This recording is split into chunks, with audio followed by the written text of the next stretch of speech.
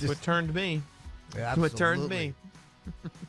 You know, a clan I am. I mean, I just couldn't stop. He really died me into being a racist. We know what he was saying when he was talking about the Snorgs. Am I right? What exactly is the issue? Like, what exactly did he do? Or what are they, of course, what are they saying he did, which is nonsense. But they're really just stopping making books now. No more books. No more Dr. Seuss books. Well, I hope there are no more books because I think it will equal the playing field. You know, for maybe those of us that have trouble, you know, some people can read real fast. Other people fall asleep within the first chapter.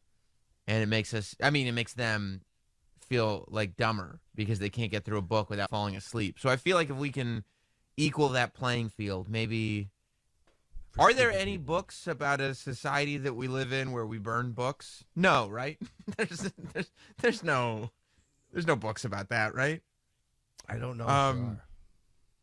So the Dr. Seuss thing is from what I've read. So there's a school. There's one school where I guess we're in the middle of like a big literacy push right now. I don't know what the name of the program is, but there's a big literacy push for children. America.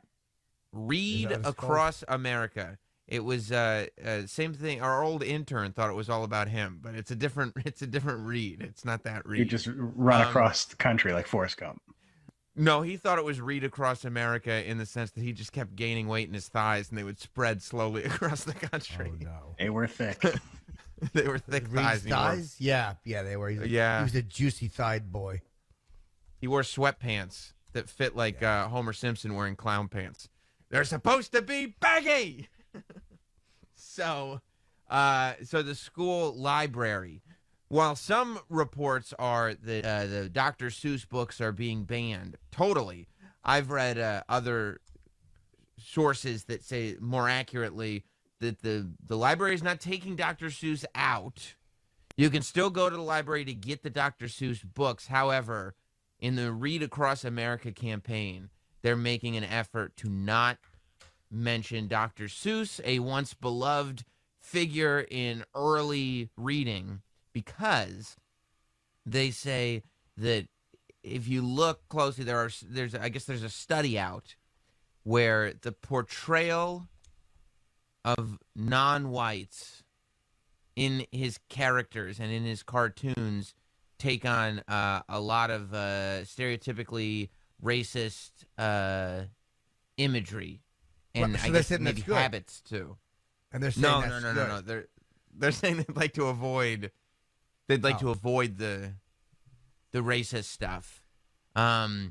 Yes, and they're saying that in his past, that while he was making children's books, he was also making political cartoons that they really relied on racial and racist stereotypes. There are others that are pointing out, I mean, he was also declaratively anti-fascist, so you would think that, you know, maybe the views are subjective. But, yeah, I mean, when they said the non-white characters, I was like, so are we talking about, like, the characters that are human beings that have different ethnicities? Because there's some Dr. Seuss books in my house, and there's not a lot of human beings in them. Like, you know, like they're Cindy saying you Lou shouldn't have Who. non-white characters. There should not be non-white characters. I think that's what you and I are saying. There should only be white characters. Is that the push? Because you and I have talked off air about that. We think there should be only white characters. Well, yeah, I used to think that, but now I think it's because I read so much Dr. Seuss that it skewed my way of thinking. It damaged me very, very terribly. Absolutely. Yes, neighborhood, I'll flee. Yes, all the old doctors. It sneaked those little messages in there. We didn't even know. Sure. We didn't know, Jim, we were so innocent. We didn't know the propaganda we were being fed. Yep, we didn't know it. I was literally, I mean, I kind of want to go upstairs and bring down the Dr. Seuss book that I was reading last night and see if we can figure out the racial undertones. Struggling with a word? Let's do it. Yeah. I'll be happy to get to the bottom of this.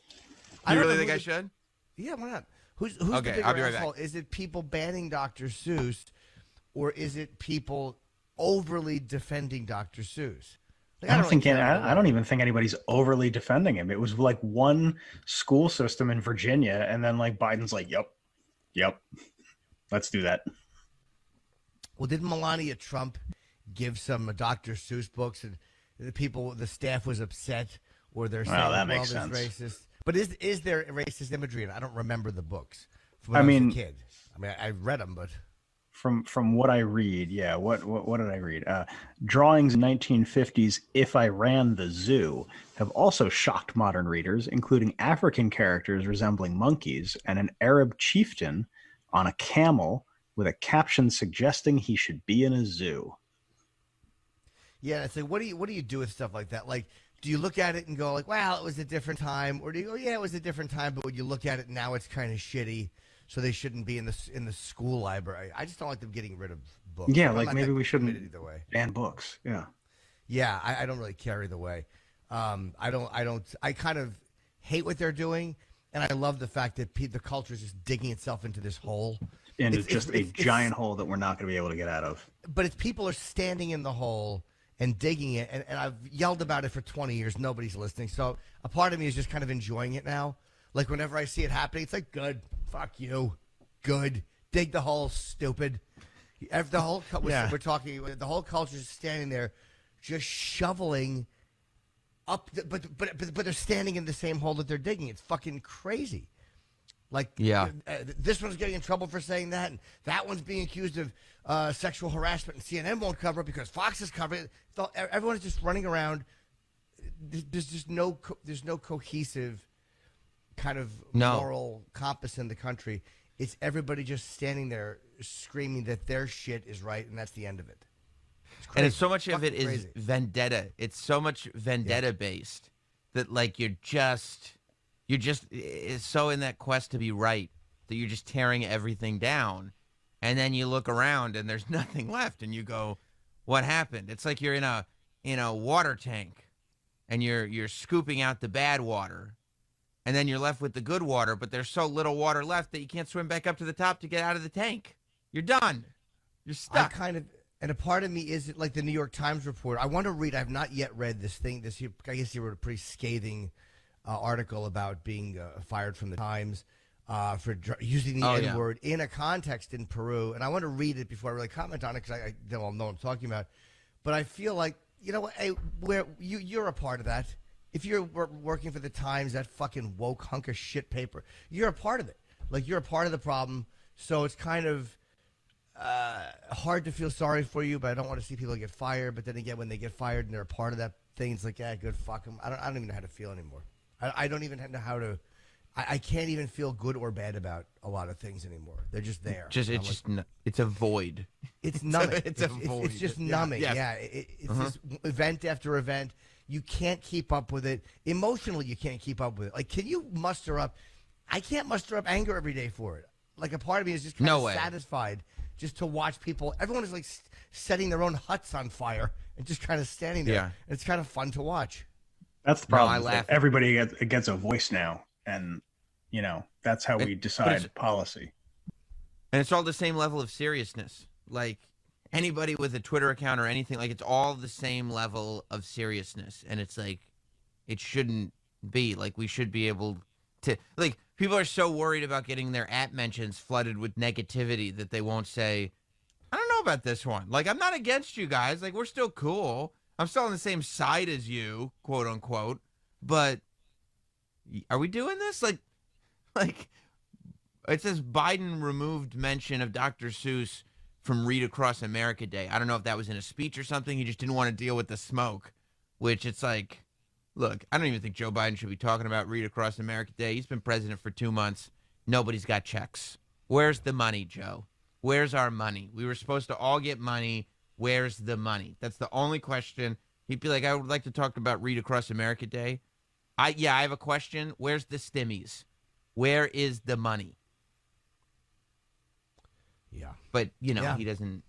And it's like, it's so weird because literally up until, I mean, yesterday, you were supposed to Oh, the Places You'll Go was a book that, like, there's never been a baby shower or a graduation. There's never been a life moment for a young person that somebody does not show up and give the Dr. Seuss book, Oh, the Places You'll Go.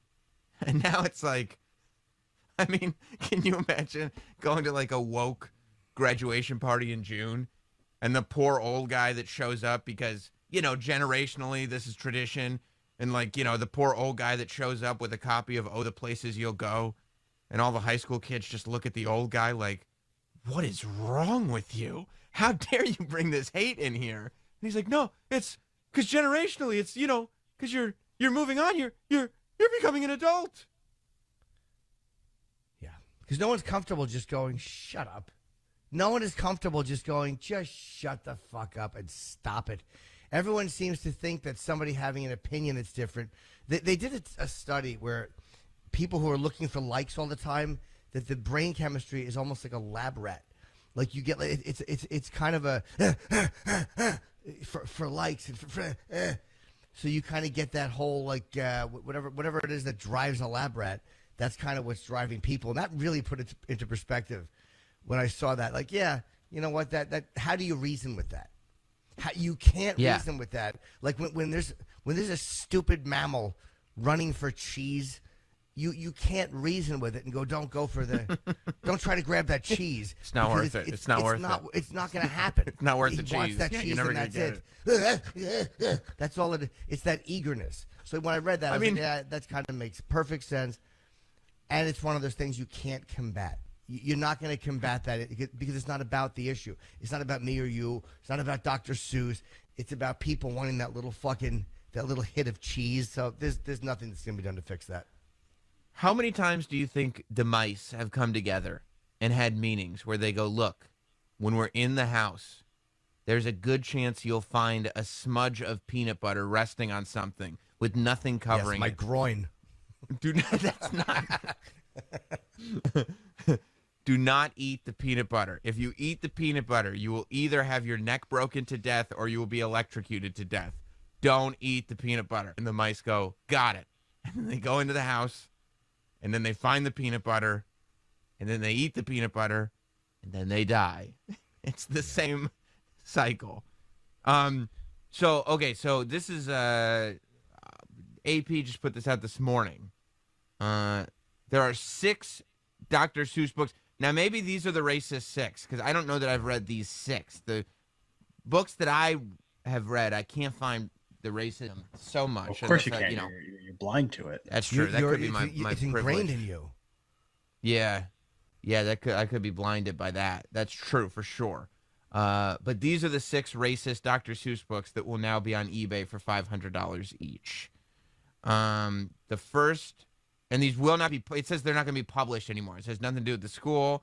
Right. It says these books will no longer be published. No more new copies. No more new copies of them. Right. So like they're not gonna get rid of the existing copies, but they're done. By the way, do you know what this whole thing is? It's a scavenger hunt. This whole thing to cancel is a scavenger hunt. Because it's a fun scavenger hunt. There's no more. Again, the obvious offenses are not as prevalent as they used to be. I mean, yeah, sure, there's police shootings and there's other things that really upset people, but people are so desperate to wreck something or to get something or to get rid of something that now they're just going through children's books, going through old movies, just looking for things to dredge up and shake their fist at and be furious about. It's like looking for that fucking hit, and when that hit is not as available in modern day life, when it's not as easy to find, they start going through Dr. Seuss books. They start going through Star Wars. Old they start going through Star Wars. They go through Star Trek. Anything to find something to be outraged about and hold up and go, look, I got it. I found it. It's like a treasure hunt for offensive material. People are looking to be offended. So these are the books that we won't see anymore. The first one up is And to Think I Saw It on Mulberry Street. I never heard of that book before, but it's racist. It was about a mob hit. I did read that one. Okay. It was about a mob hit at Umberto's. Yeah, I was like, why would Dr. Seuss write a book about this? But he did, and it was kind of racially insensitive. I get where that would be. Okay, Sure. I've never read this one, but I don't even know if I want to explore it. It's called If I Ran the Zoo. Yes, I've read that. I've read that. Not good. Not Well, good. yeah. I believe it. I think it's a good book, and I think it's the only Dr. Seuss book they should sell. The other books, McElligot's Pool. McElligot's Pool. Yep, that's not going to be around. Well, do we anymore. have any pages we can look at? There's got to be a way to find some of those online. There's got to be a way to find I'm what, sure. what the offensive parts are, quote unquote. On Beyond Zebra is done. Oh, No thank more God. On Beyond Zebra. Oh, Yeah, I hated that yeah. one. I never heard of that. Oh yeah, this is good that it's finally gone. This toxicity. Scrambled eggs super is gone. That's out of here, Mister. And then How many books does he have overall? Like, if you're talking, you're naming 6 books. How many does he have overall? 7. I mean, Okay. yeah. It's the Cat in the Hat is the only one left. Yeah, Yeah, green eggs and ham has got to go because it makes fun of hoarders. All right, hold on a second. yeah. The last one up is called The Cat's Quizzer. The Cat's Quizzer is done. No more Cat's Quizzers. All right. One of the illustrations, Sam, that caused this controversy appeared in the 1937 work. And to think I saw it on think I saw it on Mulberry Street, which includes a drawing of a Chinaman who eats with sticks. I guess a caricatured picture of an Asian man with slits for eyes carrying a bowl of rice for no apparent reason. Oh boy. It's one of those things that you look at now and you go, yeah, I mean, it's probably it's going to get you shit these days. But, you know, a lot of those things were not born out of racial hatred. If it was, you know, fucking 83 years ago, people did look at things differently. Yeah. Yeah, oh yeah, I see it. In the version that I see, he's colored yellow, which is, you know, Yeah. that's very racist. I mean, could you just take the guy eating with sticks that says a Chinaman who eats with sticks? Could you just kind of put a little whiteout over it and then and put it back in the publishing press? Like, I mean, would that be? Sure. You know, I mean, because I get it. You're trying to read these books to kids, and a thing pops up that says a Chinaman who eats with sticks. That's not the greatest thing to read to a kid. I would, if I were reading that to my kid, I would probably skip the passage and just keep it moving. I don't think anybody would ever notice. You know, I don't know that this requires a reanalysis of Dr. Seuss so much as it kind of illustrates that in 1937, Right. sensitivities were different. And but again, like you talked about this before, like the idea of culture. I mean, we talked about it with Woody Allen and the way the reviewers are looking at his movies now, when it's the same reviewers that were looking at his movies then that didn't have a problem with it. Like, Right. This is not I don't think that thing that I'm looking at right there, and I might be wrong, but I don't think that thing is as much a reflection on Dr. Seuss as an individual as it is on what America was like in 1937. But I think we also want to avoid that things were bad as a culture, because then it becomes a little bit more difficult to pinpoint one specific villain that we can punish. And so we just go like, oh, this guy, what an asshole. And I didn't realize this. This thing's been sitting in the book for 90 years, and I didn't realize it till just now. What a dick. Yeah, and it's funny too, right? When it comes to this is a part of America's history and culture, and we don't like it. It's embarrassing. We don't like it. Because we're so fast to tell everybody else what they're doing wrong. And it's kind of odd to see these glaring, this is how full of shit we have always been things in our own living room. And it's really funny with culture. If the way America's kind of going back, and hey, look, you don't have to embrace the same parts of your culture if they feel racist and shitty. Like, you know, all right, that's fine. Things change. You don't have to embrace it and go, hey, this is great. Hey, we look at things different now. But it really is funny how if you criticize anyone's culture, you're considered, you know, don't appropriate it, don't criticize it. Hey, that's culture. It's this sacred thing these days where you can't criticize. But as far as American culture is concerned, they want to run through it with a pickaxe and just chop anything unpleasant out of it and punish anybody who embraces any of that unpleasant. It's really interesting to watch this exercise. I don't really care about these books. Some of them are kind of, all right, you look at it, all right, it doesn't hold up. If you want to just not necessarily read it to kids these days and no one gets any shit for it, all right, That's fine. Don't read it to kids these days. I don't really give a fuck. I'm not that invested in it. I'm not invested in fucking Santa being white. I don't give a shit. Like I really don't care. It's not. None of that stuff is really relevant to me. People who get too caught up in defending things like just on the principle of don't take that away. It's like I've never heard of. And honestly, I've never read one of these books, so I don't give a fuck about them. And I would have hated. I would have hated Huck Finn when I was in school. I hated it. Tom Sawyer, all that shit. Fucking hated them. I didn't want to read those boring books. Now I'm going to defend them. Like, Huck Finn was a fine work. I don't like the idea of books being burned or banned. It's gross. But I can't necessarily defend them passionately because I never cared about them to begin with.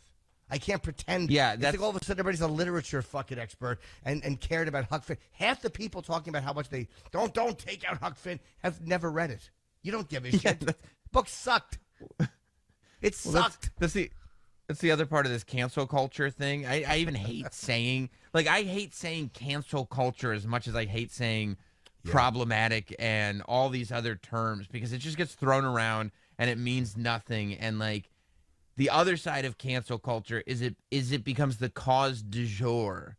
Like, the fact that we're watching political speeches where they're talking about this cancel culture and you're going like, what are you talking about? Like you're just trying to get people upset. Like half the stuff that you're saying isn't even really happening, and it's taking away from the stuff where you're like, oh, this sucks over here. What's really happening? Like you can't have a conversation about this Dr. Seuss stuff the way you just laid it out, where you're like, number one, I give a fuck about Dr. Seuss because I'm not a little kid reading Dr. Seuss books.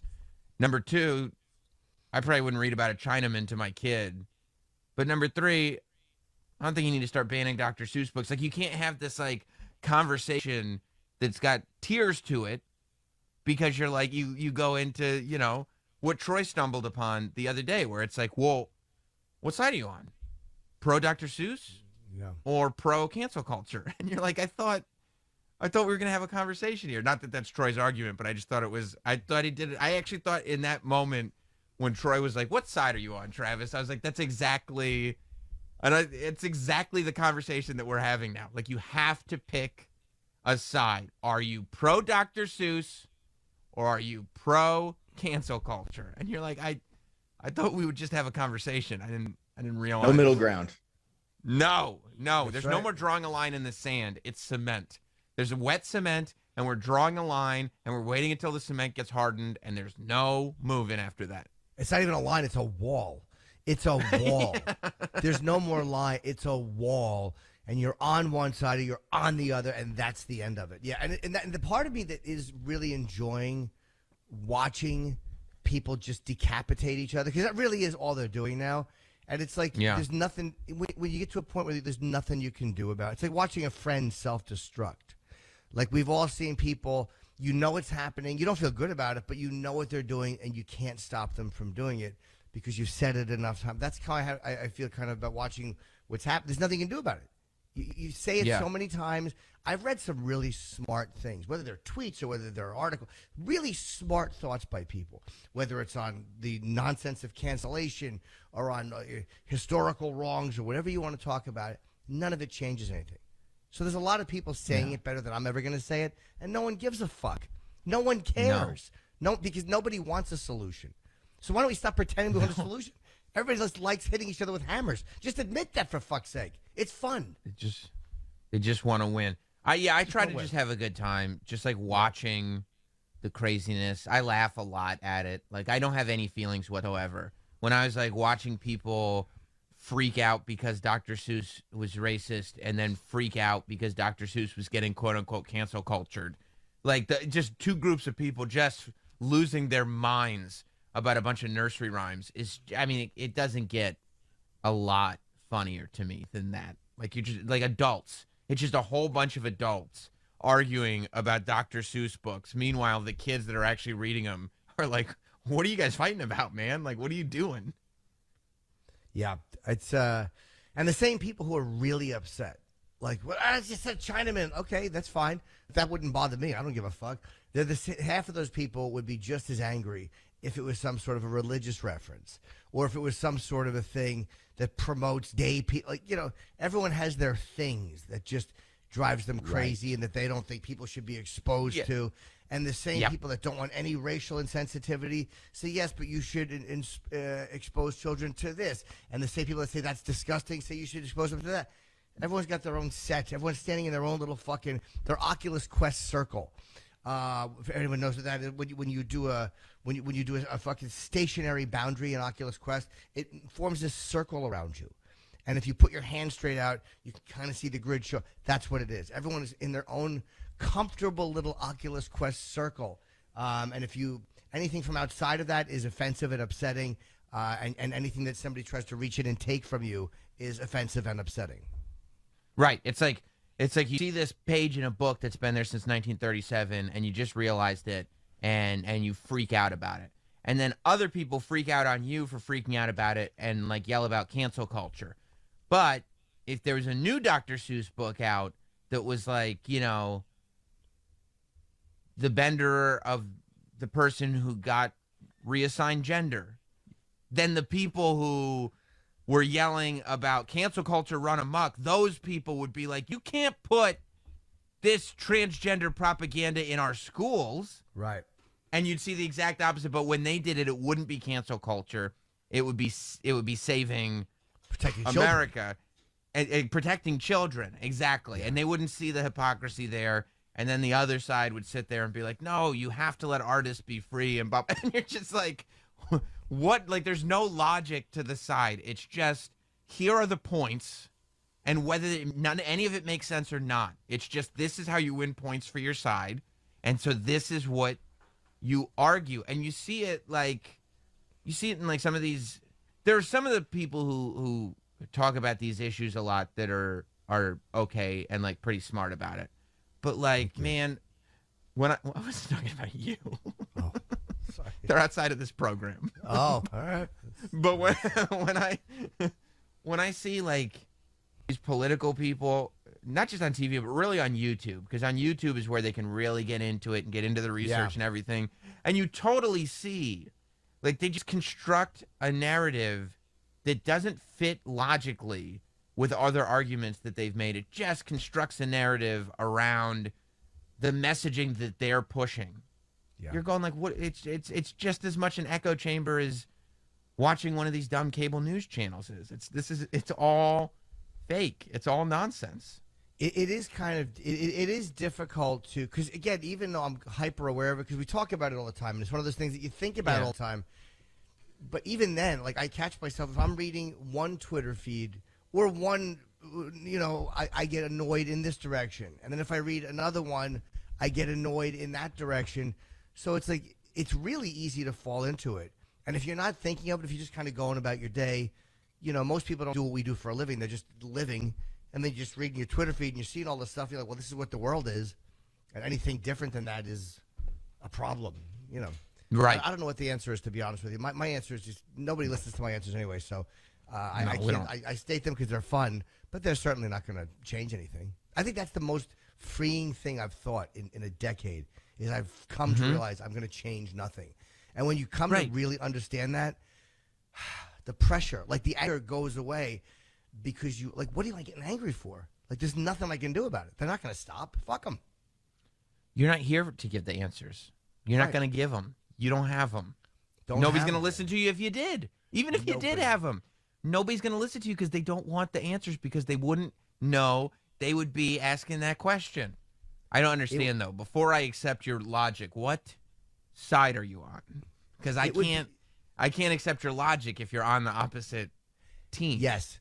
It would be like if a guy is with someone and a girl's about to suck his dick, and you're going, look, I figured out how you cannot crave this blowjob but only want traditional intercourse. The guy would get the fuck out of here. I don't want a solution. Shut up. That's what this is. Nobody wants the solution. Nobody wants to hear it. Like, the solution's out there. People have said it before, but no one was about to get a mouth on their dick. And like, we can fix this where you're only going to want to make love to your wife. You fuck off. I don't want the Get solution. out of here. Beat it. I don't want it. So it's like, I don't know, people, there's no mystery here. It's not like there's this, what are we going to do? The solution has been said. It's out there. It's very simple, but people just don't want it. And I think that's what we kind of need to accept, is that we're not looking for the solution. We're enjoying what we're doing. We all of us collectively are enjoying hitting each other with hammers. We'd be a lot better place if we just admitted that. It's ugly and it's embarrassing, but wouldn't we be happier if instead of going cancel culture, it's saving each other, if we just went, God, we really enjoy beating the shit out of each other. It'd be great, save, but there's no. It would save trouble. It would save the pressure of winning the argument all the time, of being right all the time. There's a freedom in it. You wouldn't have to find bullshit justifications for everything you do. You could just do it free of guilt. You'd be great, but there's not that level of awareness. And if you admitted that, you would also have to admit that in participating in the hammer smashing, I have to understand that at some point somebody will cave my skull in with a hammer. Undoubtedly, yeah. This is the way it's going to work. If I'm going to hit people with a hammer, I'm also going to be hit with a hammer. And nobody and people don't want to admit that, so they go like this. Well, I'm never going to get hit with the hammer because I'm right. See? Yeah, people want to run around. This is exactly it. And people want to run around hitting each other with hammers, but everybody wants to be the only person wearing a motorcycle helmet. Like we want to all be bludgeoning each other, and yet we're the only ones that have protective gear on, and it's just not the way it is. So we just kind of need to own that. We've always been full of shit. Like the country's always been, there's always been somebody left out. There has always been somebody left out or left behind or has to fight for their rights. Why don't we just acknowledge that that's who we are to ourselves and stop? We don't have to put on a play for the rest of the world. Just be that. We like hitting each other with fucking hammers because it's fun. It's fun to watch somebody get their fucking balls kicked in. Wouldn't life be a lot easier if we weren't always trying to figure out how to do it in a way that's okay? If we just were honest about it, wouldn't that feel better? Yeah, that we're getting the same thrill, no matter what's whether you're pro or anti-cancel culture. Although I've never met anybody that says I'm actually pro-cancel culture. That's my thing. Right. Nobody admits that. Right. Nobody admits that. You're getting the same kick, no matter what side of the issue that you're on, that we got when we watched bum fights and we pretended that there wasn't anything wrong with a guy giving homeless people $30 to fight each other. That feeling that you got when you watched bum fights. And you took your own conscience out of it and just, that's what you get in this battle. That's exactly it. That is it. I have this reading. I literally read this to both of my children last night. And I don't know. I feel like it might have been a mistake. I don't want to put toxic. Suicide note. I did. No, of course it was not. First of all, I'm right here.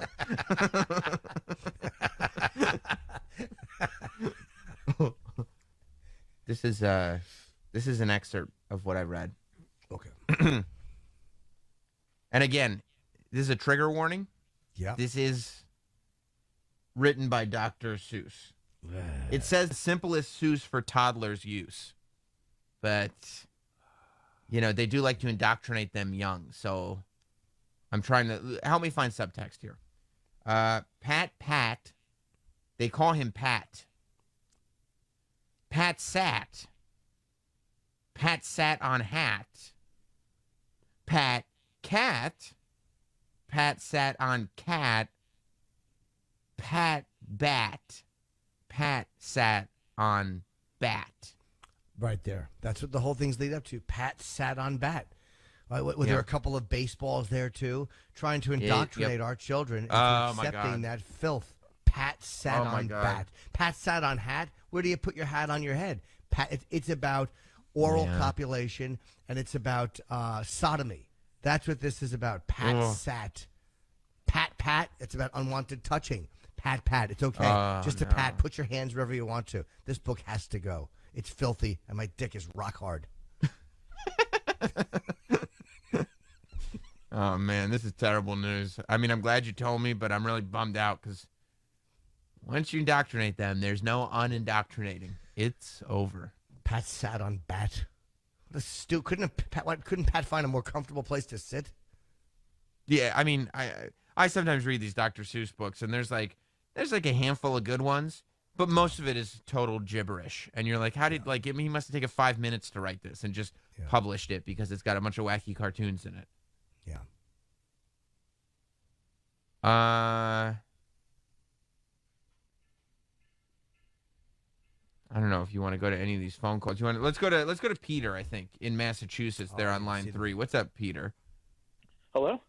Hello, Peter. Hey, bud. Hello? Oh, hi, yes. Hey. I thank you for taking my calls. Sam, I didn't mean to throw shade at you the last time I called when I said Troy was my second favorite. Just Troy stories delight me. Okay. Yes, but I live in Western Massachusetts. Springfield, Still hurts. Massachusetts is the home of Theodore Geisel, Dr. Seuss. And there's statues, various things around the like around the Springfield Science Museum. There's a statue of Dr. Seuss, the fish. I saw a statue the other day riding the bus that I didn't know was somewhere else in Springfield. My concern is that they're probably going to get torn down like Lincoln and all and all sorts of other things, stupid things that got torn down in this area, because I live in the Four College area, and not even just that. There's 2 pretty liberal art colleges right there in Springfield, so I'm wondering, I fear the hysteria is probably going to take them, and I'm an appreciative of art. Even the Confederate statues I don't believe should have been destroyed. I believe they should have been put away because it was still art. That's a good point. Put away somewhere in a museum, maybe, if you want to go and see it. Like, yeah, that's not a bad point. It is art on a certain. I hadn't thought of it that way. That's not a bad way to look at it. That you put them somewhere where people can go see them if they want to, but they don't have to be out on display. Yeah, that's not a bad idea. I don't know where you put them. Imagine if you saved the statues and then you put them in a storage locker, but then you forgot to pay the bill. And then on one episode of Storage Wars, they opened it up. And it's like, holy shit, Ulysses S. Grant is in there. This is amazing. What a great storage locker we found. What a great find. Hey, Travis in South Carolina. Oh, sorry, buddy. You're still on. Sorry. I was just going to say, too bad the Storage Wars guys, when my place went missing, they didn't get my Pokemon cards and my nudies and my ex. Yep. Man, your Pokemon cards are probably worth quite a bit of money. Yeah. I don't know about those. How old was she but that's what you'd use to get nudie pictures of her? She was 19. Okay. Oh. The thing is, that book you're talking about, the racism, is going to be out of print. So Sam, if you have it, keep it. It's a collector's item. This is just Hop on Pop that I was reading. I think Hop on Pop is sticking around. Oh no, Hop on Pop. Never mind. God bless, guys. Have a good day. Oh no, I appreciate. Hop on Pop, please. We know what that is. I didn't even think about that. Yeah. Oh, this is bad. This is really bad. It's even worse if your mother's reading Hop on Pop's Friends. That's even worse. Hop on Pop's coworkers while Pop is out of town. This isn't even real Dr. Seuss book, Mom. What is this? Yeah. Travis in South Carolina. What's up, Travis? Hey, Jim. Hey, Sam. How you guys doing? Hello, sir. Good. Hey, guys. So Bill Maher's actually been pretty much like on the offensive against cancel culture these last few weeks. He even had Megyn Kelly on this past weekend. He did a big segment against cancel culture. So I know that I know, Jim, you kind of really go after the left for this, and they kind of deserve the majority of the blame for it. But, somebody on the left like Bill Maher is kind of attacking, the left for this. So I just kind of wanted to let you guys know that, there is somebody out there on the left fighting the good fight. I love Bill Maher. I really do. I've said that a lot. He's a guy who never language polices. He's not a thought. Like, he's a liberal, but so what? He's not a guy who tries to tell you that you should be punished for your thoughts. He had Milo on. He has who he wants on his show. Like, yeah, I like that a lot about him. It's so funny, though. I was reading the responses to that show. He gets roasted now. They call him the king of the, I think they called him like the king of the Gen X liberals. Like that he's out of touch now. Bill Maher. Like he gets destroyed. He gets destroyed every time he goes on, and he had for having Megyn Kelly on. Yeah, of course he does. Of course, because he got roasted on the internet. Well, I'll respect these people when they one time try to punish themselves for saying something. Just once.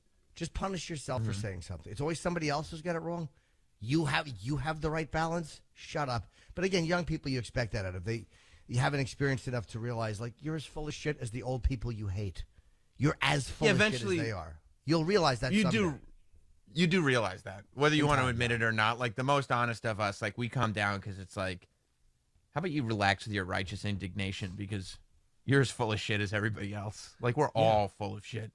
Yeah, you're running with a mob as well. But old people need to shut the fuck up, too, and stop acting like you didn't do it and that you don't do it now. The people do the same thing. Maybe you're not trying to cancel things from your own childhood, but you are trying to fucking stop a lot of new things that you don't like and a lot of new things that you think are stupid. So stop acting. Again, everyone stop acting like you're fucking different or like you're above it or like you're better than. There's no consistent moral compass. We're never going to have that. So just shut the fuck up. It is what it is. It's terrible. Old people go, oh, the problem with this generation, it's just different now. And it's like, you sucked as a teenager too. You were and as an adult. And as an adult. You suck now. Yeah, you're right. These canceling teenagers are really hateable. But you know what? You didn't want blacks to drink at the same water fountain. You've got some things I'd like to discuss, too. You're also annoying. Yeah. Shut the fuck up. Yeah. That's what makes you crazy, is everyone thinks they've found the balance. You haven't. I haven't. I try to find out my own flaws. Where am I wrong? It's hard to do that. It is. They're so convinced that this is a certain way. I'm like, well, is there any merit to it? And it's kind of hard to think that way because the minute somebody says something you don't agree with, you get angry. It's like, no, just is there any merit to what they're saying? Sometimes there is. Sometimes I don't think there is. Yeah. Yeah, absolutely. And how much of this is, and I'm not talking about this specific example, obviously, but when you see the older people getting mad, how much of this is you're scared because you don't understand what young people are doing and you fear that you're becoming irrelevant, and so you're trying to stop it from happening? And how much of it are you actually morally against? I would say there's a lot of it that's like, I'm afraid I'm becoming irrelevant. Let me try to stop this. Here's what we're all trying to avoid. Like, as much as young people are ferociously annoying, but as old people, we're annoying too because we're trying to stop what Trump did to Obama's legacy, which is take a machete and cut it. Everything he did, done, wiped out. And then Biden comes in, done, wiped out. Wiped out the guy before him, not relevant, garbage, goodbye. None of us want that treatment. None of us want the treatment from younger people that everything that we liked and we grew up with and we believed in and thoughts that we held sacred and beliefs just chopped, done, goodbye. Nobody wants to realize that, like, we are really all the fucking Nicholson movie. That is really all who we are. Our whole life is in a dumpster. While young people are just Schmidt. living in about Schmidt. We are all about Schmidt. And nobody wants to look at, like, our belief system in our life is just piled up in a fucking dumpster while all these young dickheads are fucking running around not caring that we're dying. I mean, and they're going to deal with it too. That's the satisfaction, is you do know that they will deal with it because they don't realize, we don't realize that we're the same as they were, and they don't realize that we were as committed as they are to whatever bullshit we were doing. We were as committed as you. You're not more committed. You're not more driven. You're not more passionate. Shut the fuck up. So, we're all the same. That's the funnest thing to watch, is we're all aging out of anybody caring about us at all. Because the funnest thing to watch is Gen Z turning on the millennials. Yep. And, like, the millennials not realizing that they're not like the young, hip, progressive group anymore. That Gen Z is now like, I think the millennials cut off and the Gen Z begins. Like, I think 20-year-olds now are technically Gen Z. So it's like this wave is starting where the millennials are becoming the old, out of touch generation that, like, and they're not ready for that. Just like we weren't ready for it. We didn't understand, it's the cycle. It's the same cycle. It's just the technology and the method of delivery changes. The only difference is, like, as time goes on, the only difference is, I don't think, again, there's always younger people who've always rebelled against the old. People have always beat them back with a stick, and the old people always lose. But I think now there is a faster and more absolute dislike of the people that came before you. Meaning, like, years ago, there was always, young people always rebelled against old people. That's what we all did. But maybe now, again, because we didn't have this technology either. Believe me, my generation had Twitter. I mean, we were cunts without it. We would have been even bigger cunts with Twitter and Facebook. We just didn't have it. But it seems like the resentment and the anger towards older people now is much more immediate, much faster. There's much more of a desire to punish. Like, that shit didn't seem to exist. It was a slower burn, but maybe that's just because everyone couldn't communicate at one time either. Yeah, I think that's what it is. I think everything is sped up Yeah. tremendously. Yeah, absolutely. Did you see, by the way, on the same note of like, people in one breath like fighting passionately for their cause, but even at the even if it's hypocritical, completely backing down. Like, did you see the way Chris Cuomo started his show? I don't know if it was last night or the night before. I did not know. Oh, it's the best. It's so great. Listen, I have an idea of what he didn't start with. well, yeah, because they can't avoid bro, they are so, watching this Andrew Cuomo stuff is so hilarious to me, because talk about a guy who less than a year ago, was on top of the world. When coronavirus started, he was America's governor. He was on TV all the time. He had his nipples pierced. Everybody was like, this is the guy. This is how everybody should be. I trust him. I believe in him. People were standing for him. It was incredible. He needs to run for president. Yeah, exactly. They were like, can he run for president this year? Can he get in right now? The Cuomo-sexuals. Thank you, Travis. I forgot that's what they were called. There were so many Cuomo-sexuals. And now the leader of the Cuomo-sexuals is in trouble for sexual harassment. Yeah. And it's like, he got away. And I mean, imagine what a head trip it is. Like, you kind of killed a bunch of old people, but you pretty much get away with it. Because it's like, oh, come on, it was Corona. Like, he's all right. And he gets away with it.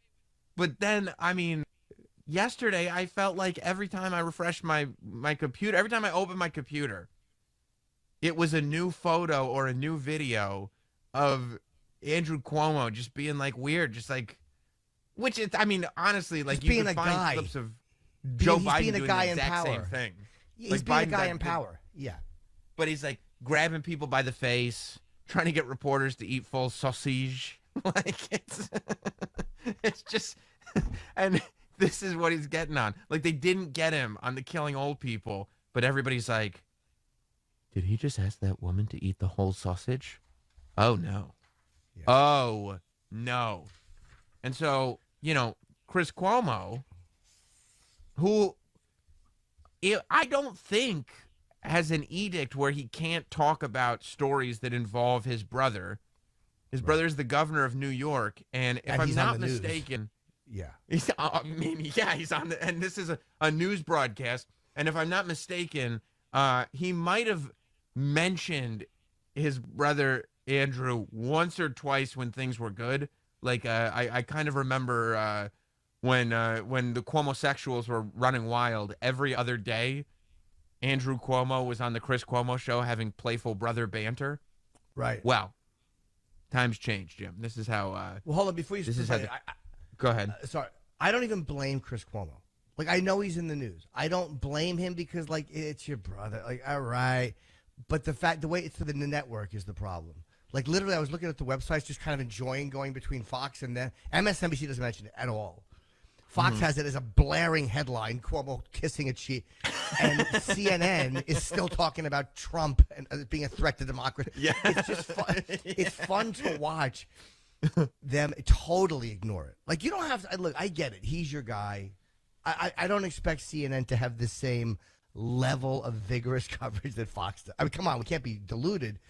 But it was literally the way they completely ignored it until they got called out so many times, and like Jim Acosta got called out, and they're going, I'm doing a job here, guy.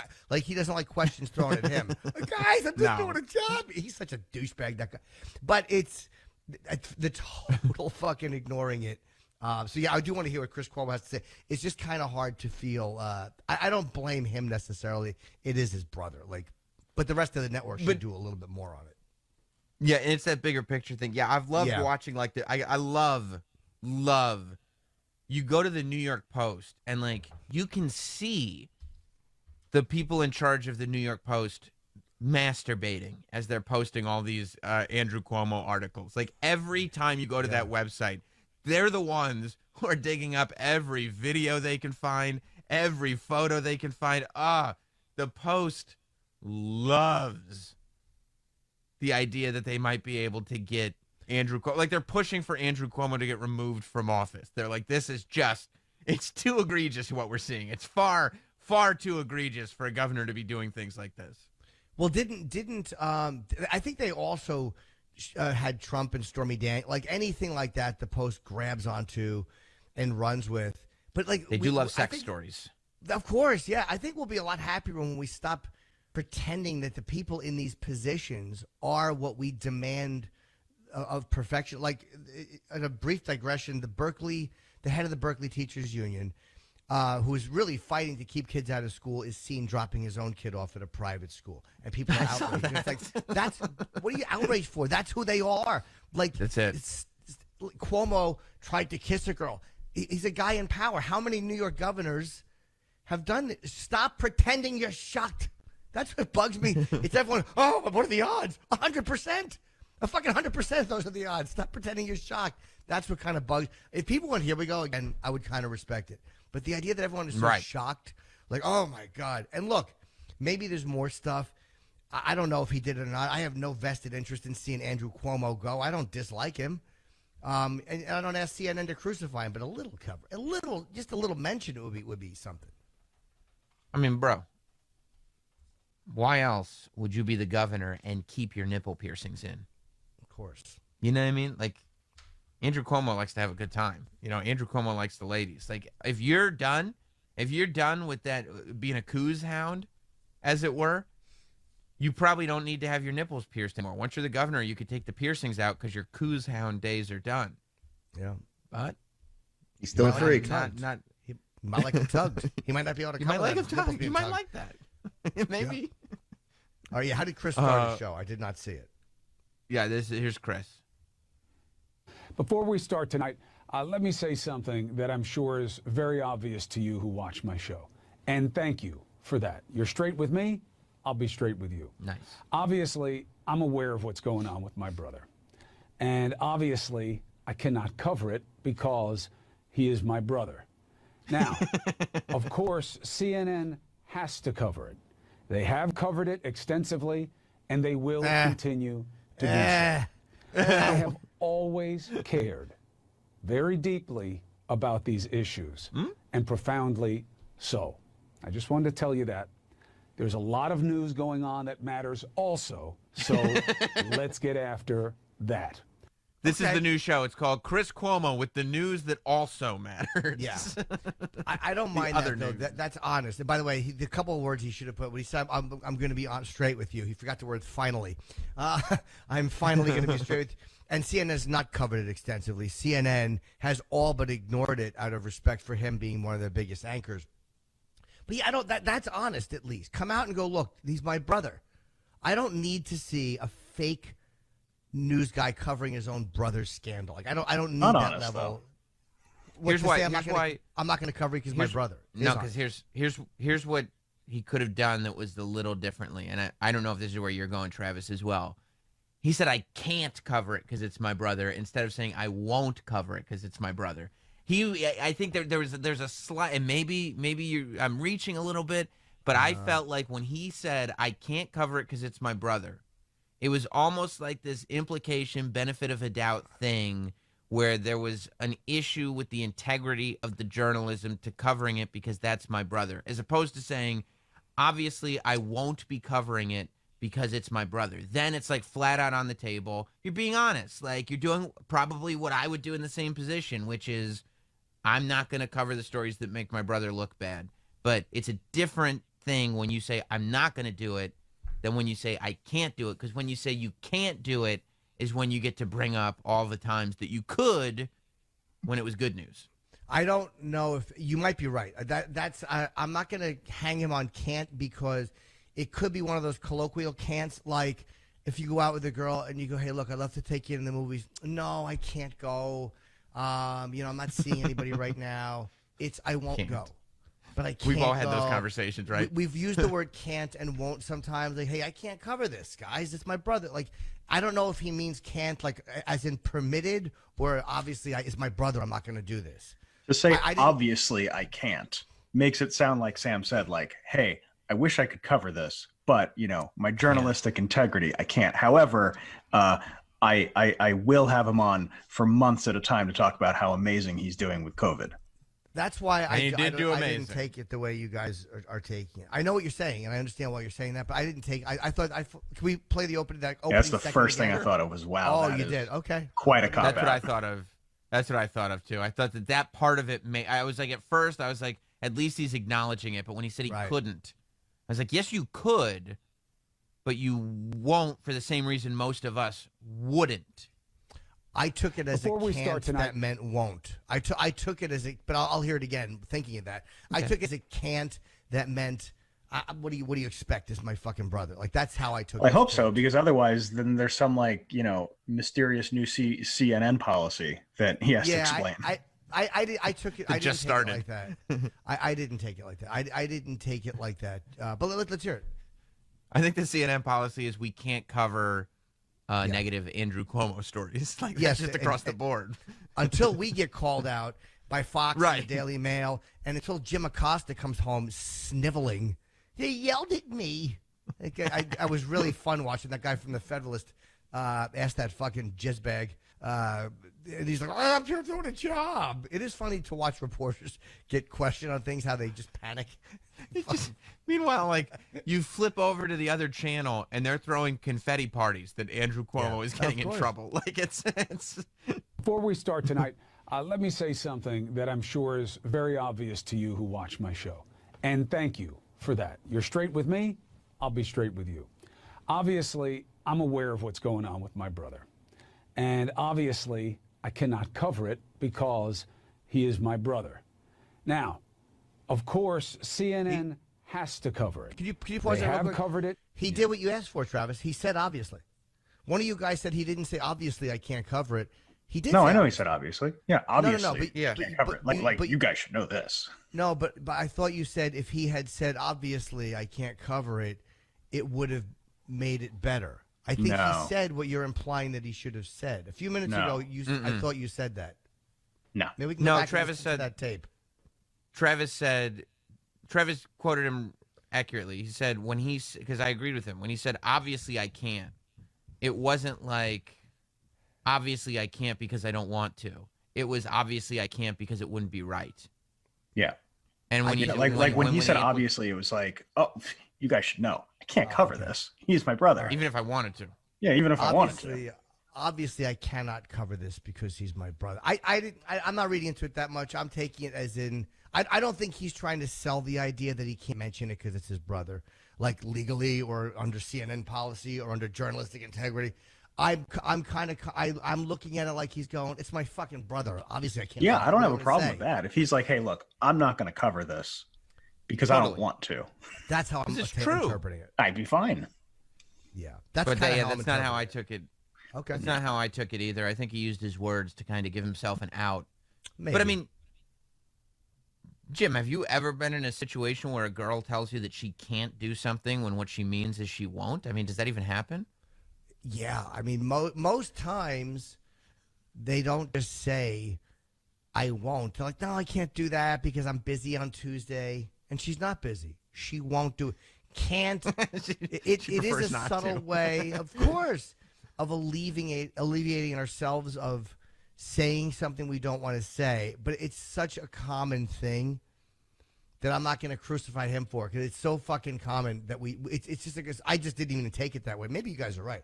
But, nah, man, I can't. Hey, come on, man, let's go. We're going over to Frank's house. Nah, man, I can't. Of course you I can. think But it you don't could want to. So you go, I won't. It's just a thing that we say. I think it could be both. I don't think he was trying to lie, but I think he was just trying to give himself some wiggle room in the Maybe, way that maybe. he phrased it. But That's that's very just. possible. I mean, but have you spoken to women ever where you're like, where you ask if they would go out with you and they just directly say no? I have, yeah. I mean, it's sure. I've been told no. Like, of course. When I asked the girl, the cute girl from school out, I guess she was between a 9 and a 9.25, and I was a 0.3, and I called her and I said, "You don't want to go out with me, do you?" And she went, "No." She was very to the point. She felt bad, but she really wasn't interested in misleading you in any way, shape, or form. No, it was very, It was very. a- It was very. a hard It was no. a no. It was a no, and it was fun. I mean, we spoke the same language. I got it. You know, she said no, and I tried to make a little lighthearted joke, and it was bombed. And that's the one where I said, "Well, that's the way the ball crumbles." or I said cookie bounces. I reversed them. I just don't remember which one. That's the way the cookie bounces. But you did that for humor's sake, right? Like not by accident.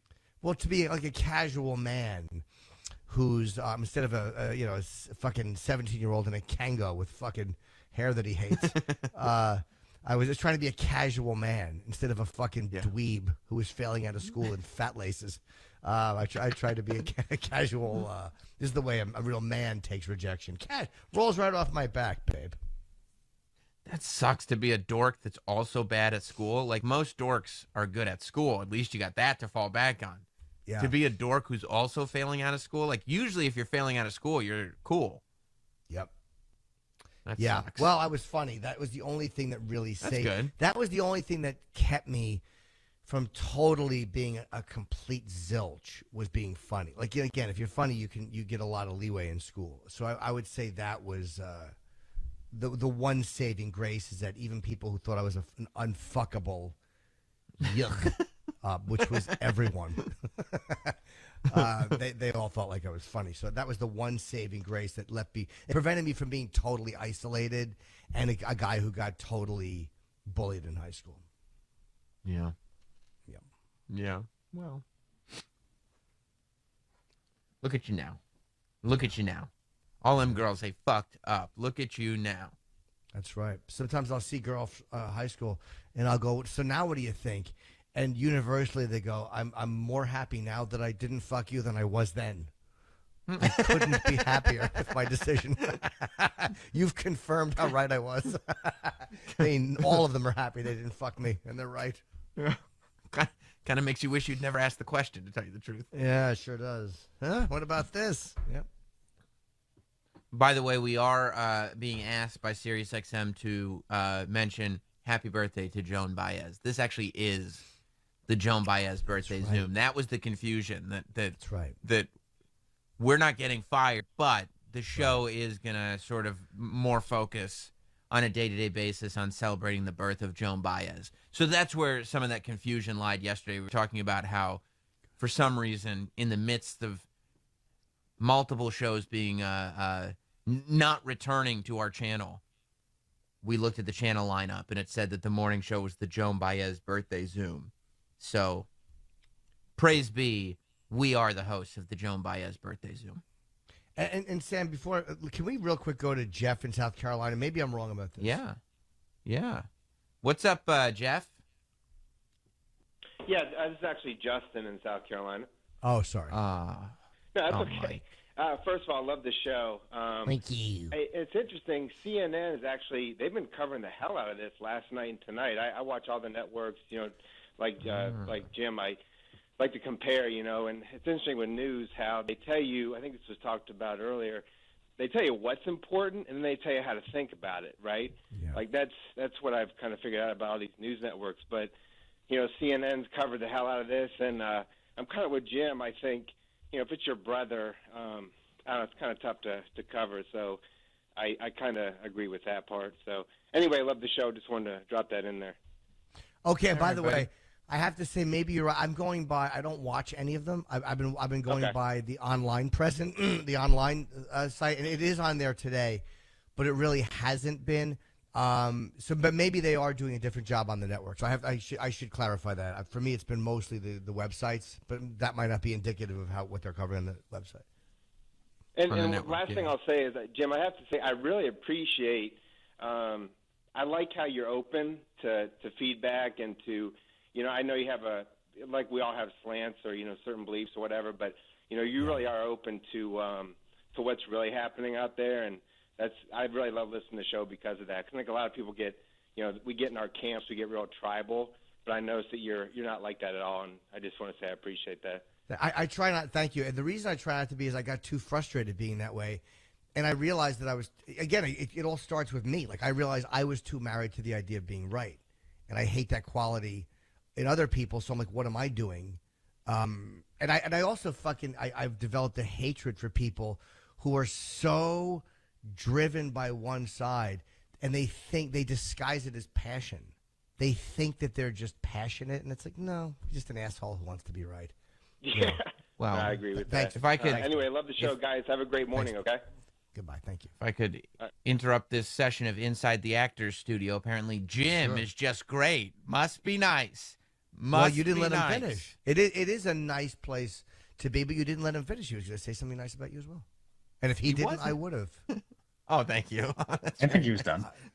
He might have. Yeah, I got the vibe. He was winding down. More than finished. Yeah, understandable.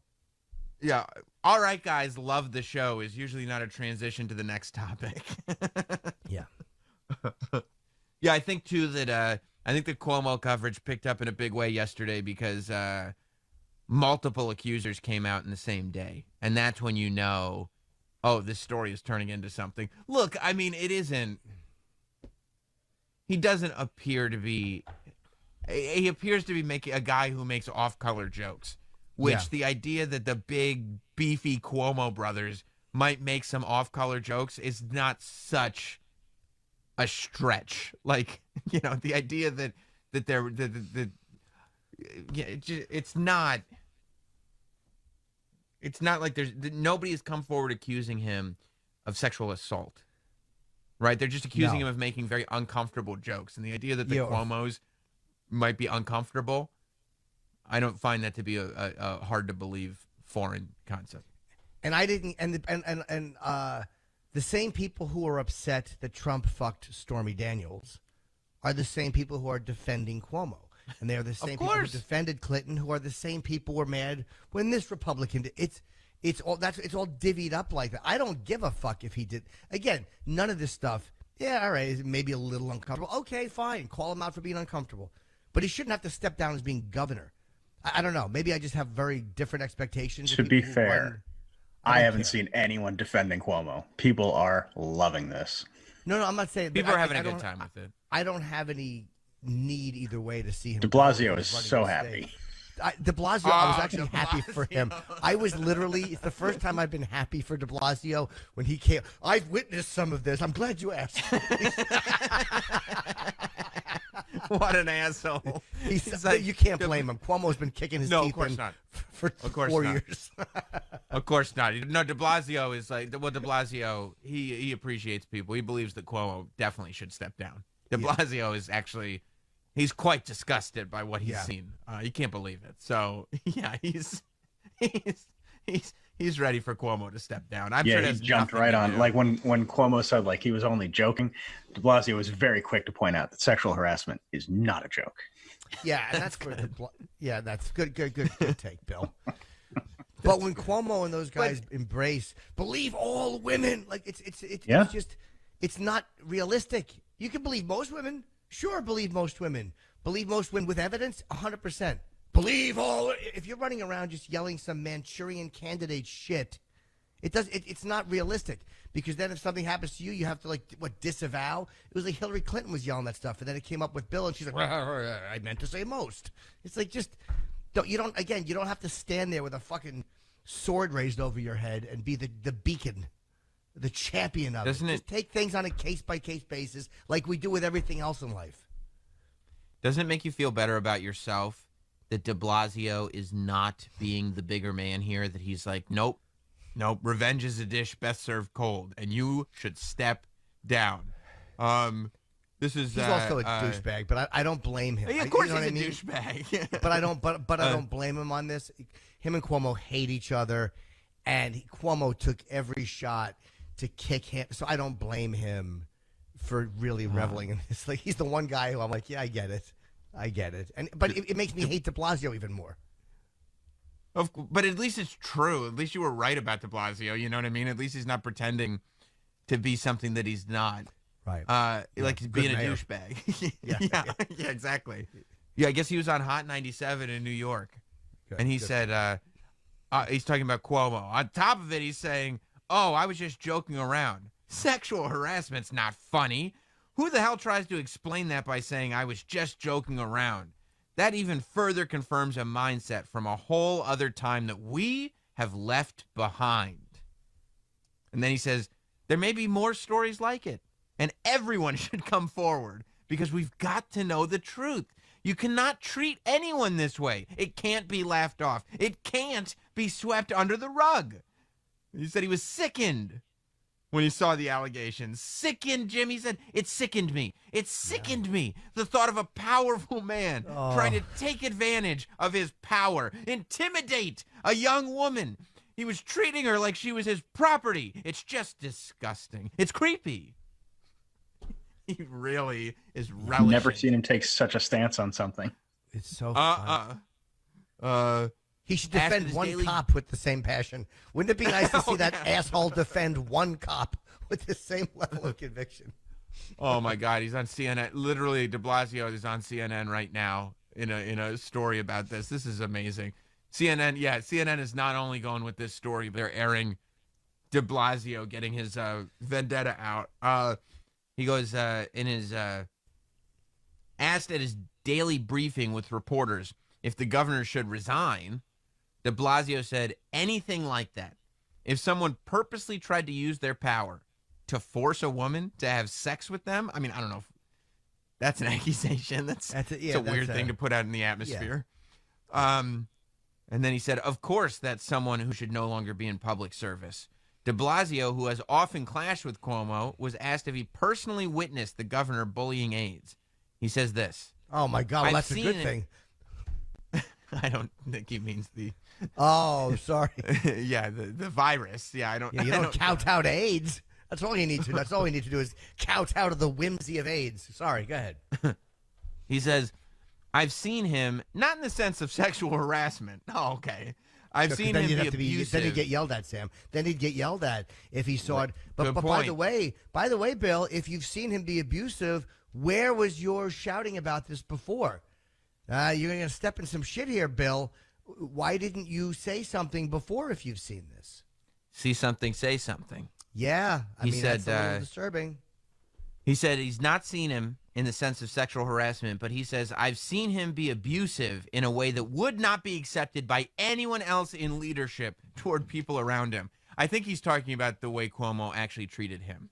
I think he feels abused. Then he needs to say that, or people need to clarify what he means.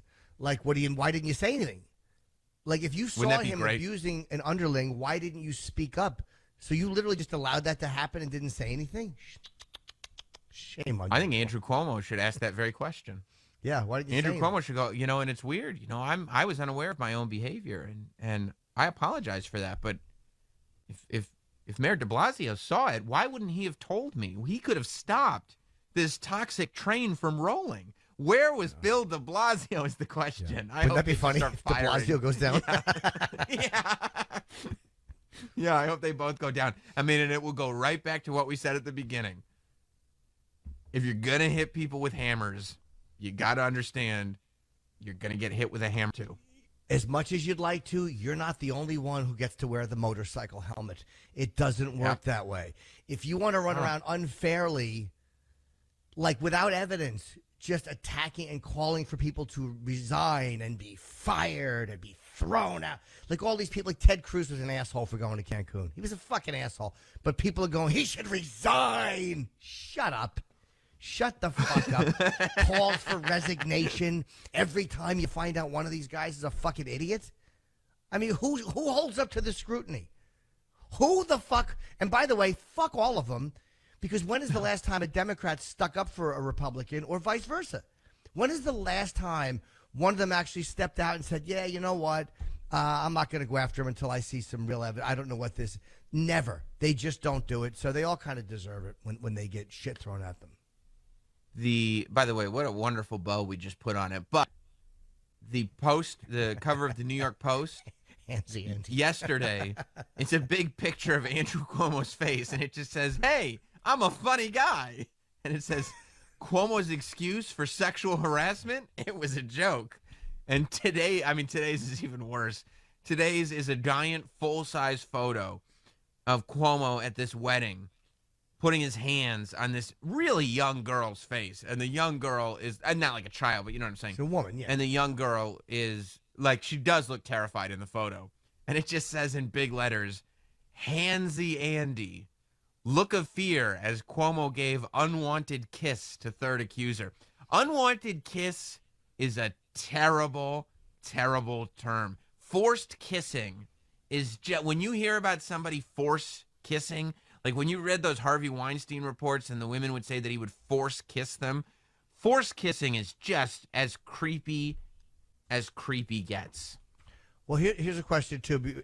What is the Daily News doing? Before I forget, look, can we see the two covers? Is the Daily News at least I'm sure they are, but are they? They're probably covering it's something probably with Trump at CPAC. That's a great question. Are they covering this? Nope. Daily News. The cover is Cuomo. Okay. All right. It says Knives Out. Cuomo sends formal referral allowing Attorney General James to investigate misconduct claims. Okay. So instead of going with they're going with just the story, not so much. That's fine. Yeah, that's fine. Yeah. They're going with the facts instead of the wacky side of it. Okay. Which yeah. I mean, that's when you know you're in trouble though. If you're Cuomo, when it hasn't become one of those. Only the right wing publications are covering this. Now it's gotten so big that everybody has to cover it. So he's in Dutch. He's in Dutch. What a quick fall. That's why when people are like, they look at people when they're at their very best and they say things like, oh, they should run for president. They should run for president. And it's like, you better wait. You better just wait. Because, I mean, look at Giuliani right after 9/11. It was like, he's going to be the president. He was America's mayor. He's going to be the president. And now his goddamn hair is dripping down his face. He's a maniac. He's become a parody. So, time is a bitch. Time is really a bitch. Yep. Yeah. It'll get you. B-word. It's a B word. Time is a B word. Time is a B is what I always say. Time is a B. B word. Yeah, B word. All right. Let's take a break. By the way, while we're talking about these politicians real quick, we didn't mention it on Monday. Roger Stone looked like a fool hip-hop dancing in the streets. I disagree. I think that he did a great job. I think his dancing was excellent. He looked like a nincompoop dancing in the streets, and he was wearing a full zoot suit. You see Roger Stone with there was a Trump rapper who had a big Hummer or something that was wrapped with the car. It was wrapped with a big Trump rap, and that WRAP, and then the guy was hip hop rapping a Trump song, and Roger Stone was trying to hip hop dance to the Trump rap, and it was just that's nice, as embarrassing as any grandfather could ever be. I don't think that's embarrassing. I think that's really, really good stuff. Good I mean, stuff. with his suspenders and his high baggy pant. Look how wide his pant legs are. It's absurd. There's so much fabric in those pants. They're like hammer pants. They are absolutely hammer pants. He's got his suspenders and everything. And I mean, he is, I will say this about Roger Stone, a lousy dancer. It's okay. He doesn't care. He's a swinger. He doesn't care. He is a swinger. I wonder if he's gotten back to swing now that he's pardoned and free and everything. I hope so. I think all he wants to do is go out and dump loads. I think that's all Roger Stone wants to do. Look at him. There you go. Oh, he's very good. He's not good. That's at good. all. Oh, he's nice. Look at that. Hands in pockets, doing a good job. Yeah, that guy he's a good rapper. Yeah, Roger Stone is excellent. You liked the rapper? Oh, he's really good. I can't hear him, but I can watch his movement. He's very good. And Roger Stone is really doing a good job moving hand in pocket. Looks completely uncomfortable. Roger Stone's grandpa at the wedding. Yeah, it's really bad. Yeah, he is. Yeah. It's bad. All right. Let's take a break. I feel like we solved the world's problems. We have. Yes, Jim. New Chip podcast is up. If you want to go get it, go to youtube.com. Someone corrected me and said, hey, that goes up last week. It does. I'm promoting the video. The audio is up a week early. If you want the video, it is on YouTube. But the one that's up now, audio-wise, is different than the video that will go up next Sunday. So they're always a week staggered on YouTube. So go to Chip's YouTube or go to the link tree, which is viral, get your cameos and all your nonsense. All right. We'll be right back. Yes. Stay there. Trust that. All right. Get those from BMG. No, I paid full price. Sure you did. I'm not paying a penny and then 20 albums for a penny. Real quick. Yeah, 20 albums for a penny and then never talking to him again. Yeah. That's not right. That's not a right thing to do. Yeah, I still feel guilty about a lot of the money I owe Columbia House. I think everyone owes Columbia House. Yeah, worst business model ever. Yeah, I mean, it was. They did go out of business rather quickly. You would think that they would become like the mecca for streaming services, but unfortunately, it would be like, all right, we're going to let you stream everything for a penny, but you'll pay us later, right? And we go, yeah. Yeah. Now, I thought of you with this story. There was a Nike executive who is, it kind of makes me laugh, where the woman was an executive for, I guess, 25 years. She's been at Nike for 25 years. She had to resign because her shitty 19-year-old kid was using her credit card to buy these, I guess, hard-to-get sneakers, and he was reselling them at his own company, which I forget the name of, for a markup. So his mother works at Nike. I guess he has the in, but using her fucking credit card. What a stupid asshole to use his mother. I don't think she knew. Did she? It's $132,000. She knew. She did know. Okay, yeah, but it's $132,000. How do you not know? So she. I wonder, was she making he had like money? He had like a real business. He had like he had him in a warehouse. Like it was like a real brick and mortar. So it's not like, if your kid has if you are not only she knew. Was she making money from it, or why would he use her credit card, not his own? That's a great question. And did he get them earlier? Because did he have an in, or was he just buying them using his mom's credit card? He definitely had an in. Nobody can get them. That's the point. Here's the problem. Not only was his mom like an executive at Nike, but she was in charge of a lot of the North American retail. And one of the things that she oversaw was the sneakers app. The app that Voss and me complain about every single time that you can't get anything off of. And like he already is using like tons of bots because he's dealing in super high volume. Like he's going and like he's using, I think they said, to get Yeezys, which is different from Nike. Like this is just, he was using bots, but he ended up dropping like $130,000 on the last Yeezy release just so he could resell. And I mean, obviously you make a lot of money on these things, but what a douche. There's no way. Like people were like digging on the internet because the sneaker culture is furious about this whole thing. And they go back and they found like I think a couple of months ago he had in his store, he had like 6 or 8 pairs or something like that of mags, of Nike mags, which they go for $12,000, like, or more. Like these are the rarest of the rare. He said he found like 6 or 8 of them in a storage locker somewhere. He just said he found them. Now I got them. And everybody nobody knew.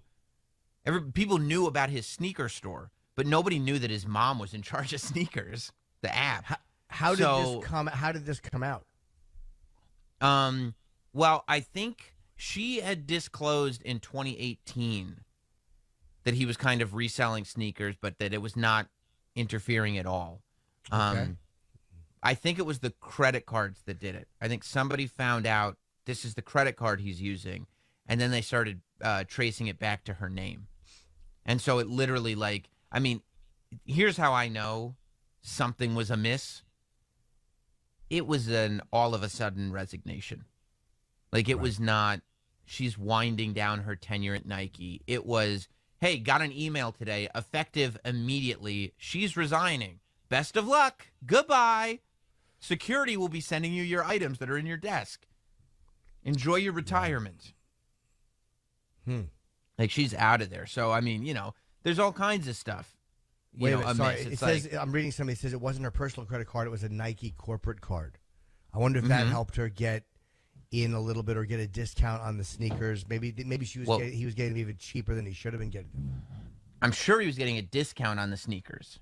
My belief is that he was getting, it's not even the discount that matters because, I mean, you're going to make an insane profit anyway. It's the access. Right. Sure. It's the fact that, like, we've now got a pipeline where Nike, a Nike employee high up could be directly profiting from the resale game, which the resale business is just astronomical. It's like it's so when you realize that, especially because all year nobody's gotten anything on sneakers for a year. Nobody's gotten anything. Every single Saturday, SNKRS is trending on Twitter because it's all of us just posting clown emojis about ourselves and complaining that every Saturday we get excited. Every Saturday we go on the app. Every Saturday we catch that L, no matter how quick we get on the app, no matter what we do. And then every time we go back the next Saturday and try again. Yeah, don't you guys get sick of it? Like, the sneakers are okay. They're not that great. Like, and some lady and her kid are fucking dick stamping all you guys. Why don't people just go fuck these sneakers? I don't get it. We did. They're not even that great. Fuck them. Voss and me got dick stamped. What can I tell you? They're not even that great. They're okay. The sneaker, I get it's a collectible, and some of them are really good. But when you find out this is happening, how does this not make you go, fuck Nike? Seriously, fuck them and fuck their app. Why would you deal with this? It does. But then they go like, well, we got these ones coming out, though. And you're like, oh, okay. Yeah, you know what I mean? Give and them to all that of a lady sudden, and her shitty kid. Fuck you. Yeah, collecting is a drug. Collecting is a different deal. Like you can't. The thrill of the hunt. Yeah, you can't get your head around it. Like, look, I've changed my habits quite a bit. You know, I make choices now because I'm so sick of all the nonsense where it's like there's a period of time where I was the no resale kid. It was all retail, and I would just have all my apps. I would never use bots. Never use bots because people use bots, you know, to have like 150 or more chances to get into the app. So I would never use bots. I would just do it the honest way. Yeah. And I had a pretty good run. Like, I did pretty good on sneakers. I've done decent on, like, the Foot Locker apps and stuff like that. But for the last year, I've barely gotten a thing. And I know many people that have. And you go, like, well, this is why. Do you get to a point, though, where you're like, why am I... And I know the addiction drug, so, I mean, I'm kind of half kidding, too, because I really do get, like, how... Of course. And, like, you know, I'm the same way, so I kind of understand it. This woman, I wonder how much money she was making a year, and is she furious at her son? Was she doing it to is he like a dud of a kid, or is he a really brilliant entrepreneur, or is he a dud that she was so happy to see him doing something? But her son was making more. I'm sure he was. Yeah, I'm sure he was making a lot of money. But now what happens to his business? He just goes out, or does he still have connections to the company, or is he finished? He still got bots. He can still get. He still got bots. Yeah, but he's not gonna suffer. What finally happened that brought this whole thing crashing down? How did somebody find out? The paper trail. Was it Nike or did somebody report them? I don't know. Oh. And why would you allow your fucking name to be on that if you're the mother and you know that it's a problem? Well, it probably is one of those things where I'll help him. No, I can help him. We can do this. Like, I don't know if it was so nefarious as she was getting kickbacks. Could have been. Or maybe it was both, but, you know, I don't, you see parents doing weird stuff for their dopey kids all the time to try to make up for the fact that they didn't parent them. You know, like they get older and they realize that they did a shitty job raising their kid. Yeah. So, I can give him some shortcuts and maybe he'll still be okay. Maybe he'll be all right. Yeah. Now was she the head of the Northeast distribution? She had a very, very high up position. I think North American distribution. North America, yeah, she did a huge job. Yeah, it was big. And like I said, in charge of the sneakers app. Where all, like, because a lot of Nike shoes don't even go to stores by design. Like, a lot of Nike shoes never go to Foot Locker, never go to any of these stores. So really, the only way to get them, unless there's a little kind of boutique store in your neighborhood that you can camp out of. But all the boutique stores, I mean, they all have this other side business where they're selling everything. Like every boutique store has been accused of selling to friends and family or reselling from the back room before the release. So by the time the sneakers actually get released, there's like 3 pairs that are actually available to anybody that's trying to get it the honest way. Yeah, so, I mean, now the way I collect them is I generally just pick the ones that I actually really like. I more often than not I try to get a good deal on them. I try to time it right where the value is just where it should be, but more often than not, I pay over retail.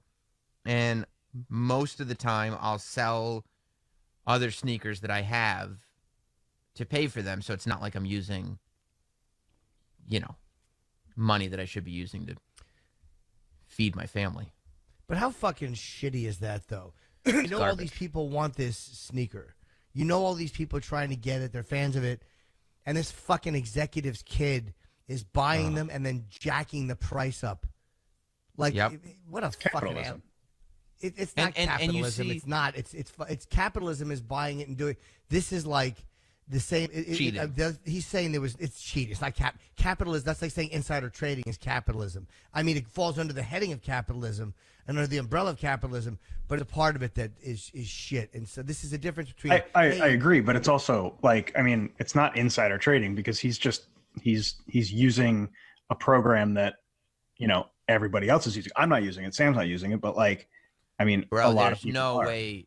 There's no way he wasn't using his mom's help on the sneakers. Of course. There's no way. I'm talking about people in general, not him specifically. We're talking about him. Of course he was using. There's no way you would have access to all those with your mother's credit card. Her credit card probably gets. No, he probably asked and she said no. Yeah, right. That's probably the way it went down. That's probably Jim. Okay, here's the. I'm glad Bobby. Let's go to Bobby in Charlotte because you want to hear a story. I mean, this was a disaster. Oh, here's the thing. This stuff infuriates people because they can't get the sneakers, and then you go to get the sneakers, and they cost $3,000 because everybody's still trying to get them. They're not going to give them up. Bobby in Charlotte. What's up, Bobby? You there, Bobby? Mine. Oh. Uh-oh. I think Mike's talking to somebody. He didn't hear you. Oh, hey, Bobby. Line 1, Mike. Jimmy, listen Mike, to this. you can put whoever you're talking to on hold. Michael there you go, Jordan's Bobby. Son. Yeah. Yeah, can you hear me? Yeah. Yes, sir. Yep. Okay.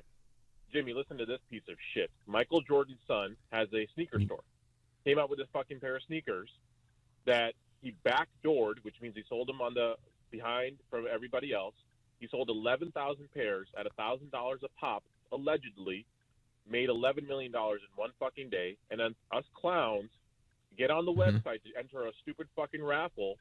His email server crashes, so the raffle was a bunch of bullshit, and he literally gave one pair on the fucking sneakers app. He is the biggest piece of shit there is. People called him out on it. Then he tried to do some blue laces bullshit and said, "Oh, these are the real pairs that I have." He's a fucking gives me a rage right now just talking about this asshole. You know why he's a piece of shit? Because he's got Michael Jordan money. Like when you're doing that and you're the heir to Michael Jordan's throne, you've got $300 million and you have to fuck regular people for $1,000 for pairs. That's what's annoying. This Nike kid is not as annoying because his mother worked for the company. It's Later, shitty. boy. But thank you, buddy. Later, man. But when you're heir to the Jordan throne, you don't need to do that. So he's got this store called Trophy Room. And of course they hooked up Trophy Room with like one of the most sought after limited releases of the year. And they're like, I mean, from the time they were announced, people were like, holy shit, this is the pair I'm going to go for this year. Even if I had to pay resale on them, like I got to get this pair. And Trophy Room is just one store. It's not a chain of stores. It's one store, right? Right. So everybody's trying to figure out exactly how they're going to get released. Voss was trying to get them too. That's the pair that he was on here saying like, oh, I don't see them in the sneakers app because they were only going to be on Trophy Room. So you go to Trophy Room, and I thought, stupid me, I thought it was going to make it fair because you go to the Trophy Room website on release, and it says, if you want to be part of this raffle, here's the email address, and you have to email us. And it was like an essay you had to write them. You had to put your shoe size in there. You had to write all this information and just email it to this email address. And I was like, oh, this is smart because a bot would have to be pretty sophisticated to answer all these questions. As every single person, as soon as you hit send on the email, you get a bounce back that says this email box is full. None of the emails went through at all. I mean, you talk about clown day for all of us.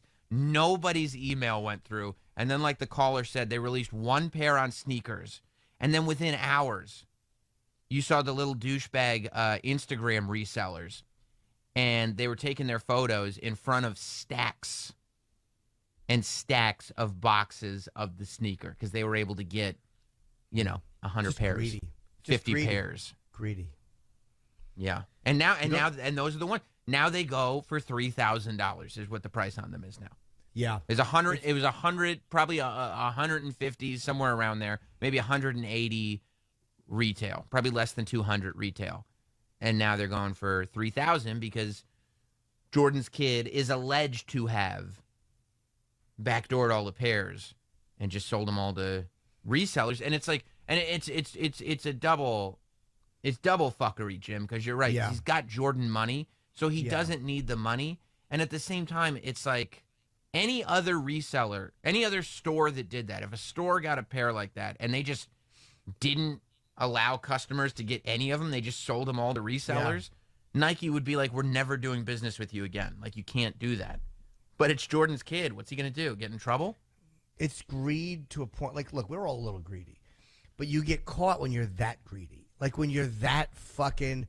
You don't have to do it with all... Like using your mother's credit card to buy that many... I want to know how he got caught. I really want to know. Was it some smart person on the internet that went, wait a minute, this fucking kid, who is this kid? Or was it just dumb luck? Or did an executive at Nike go, what the fuck is this? Was there an audit? I would love to know how it happened, because I don't care about the sneaker world, so this doesn't mean anything to me. I'm just kind of curious as to how it went down. People post these like photos with all their sneakers behind them, and eventually people want to find out how is this guy getting all this? Yeah. How is this really happening? Unless they're fakes, how is this really happening? Right. And people will do their research, Yeah, I'm just curious. Like, obviously, there must be some login code or access to the app. There's no way if your mother runs the app, you don't have some kind of access. I mean, come on. It doesn't make sense that you wouldn't have access, and you're still getting all these sneakers. Right. Yeah, absolutely. I absolutely think that this one, I think his Yeezy connection, I'm sure, was his bots and stuff. But who knows? I mean, if you got a parent that's that high up in Nike, you may have connections with the other shoe companies as well. Yeah, because you know people there, and then they know you. Like, the industry, you guys probably, the resale. But that is so fucking shit. Like, for an executive to just be, like, somehow helping her kid resell them, it's just shitty. Nike defended her at first. Oh, good. Okay. And then a few days later is when she resigned. So the guy who wrote the original article for Bloomberg was originally just writing an article about the secondary market. So he was talking to Joe, the son. Right.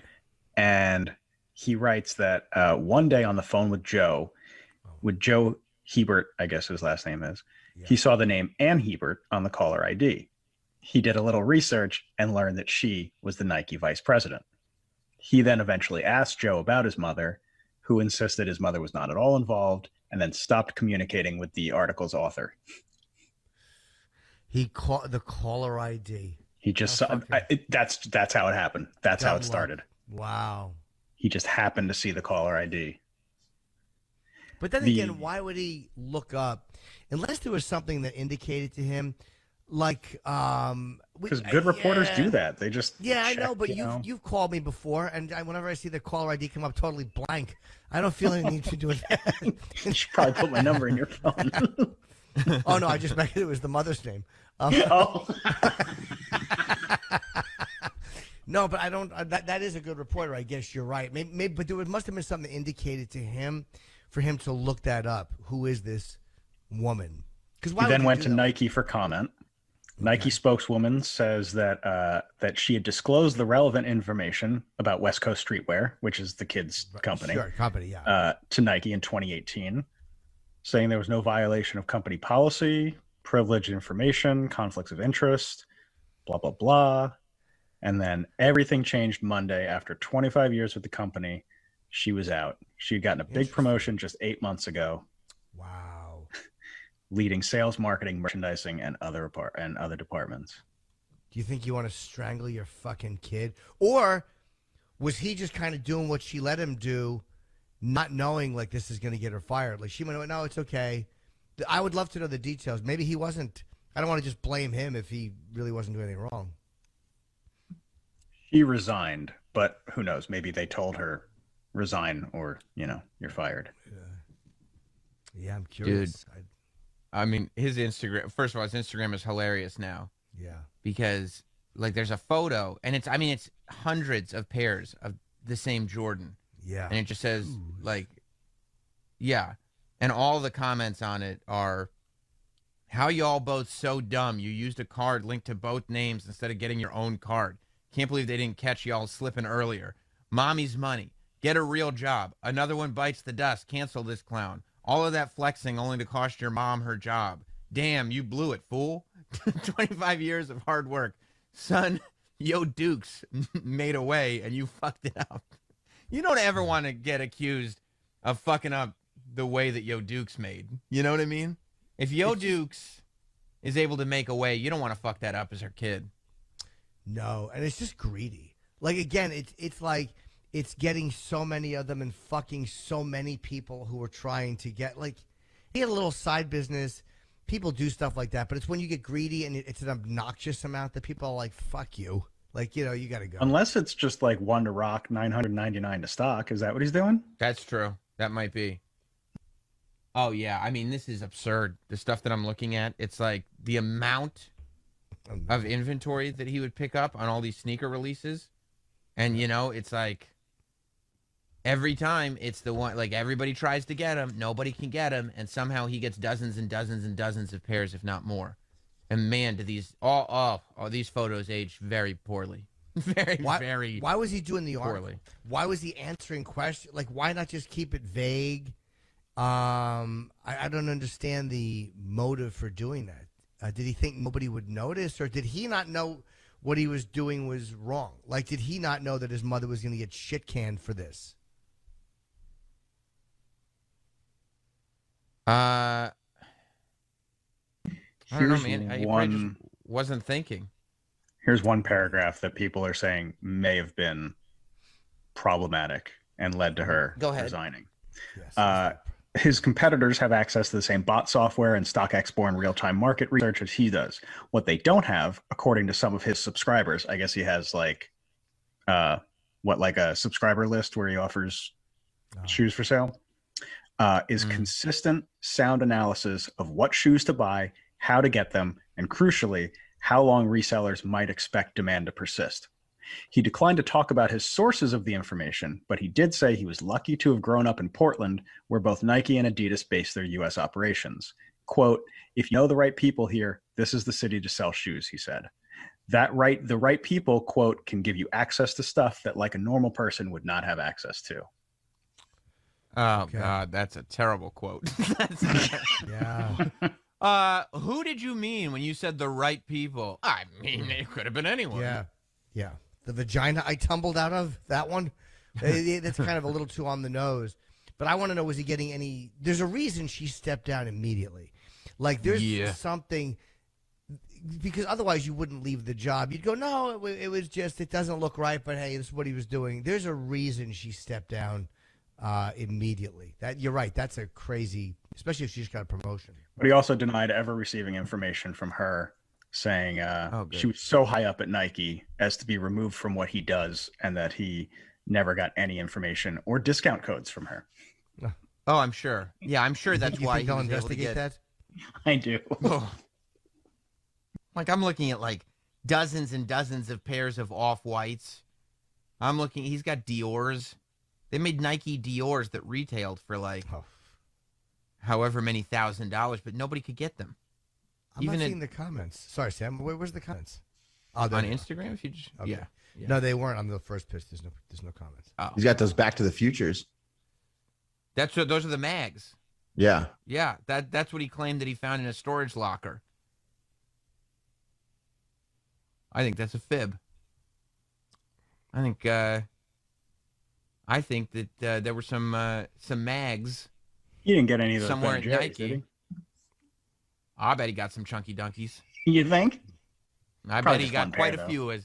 Oh no, It's one pair. No, I bet. I'll tell you this: I was not able to acquire those myself. I bet he was one of the reasons. Boy, it's one thing when demand is astronomical. So it's like, okay, I couldn't get this thing because demand is too high. But when the mom's kid makes it so stock is impossibly low, that's when people are like, "What are you doing?" Like, this isn't even. We can't play the game if there's no rules to it. And I'm telling you one thing: there's going to be lawsuits.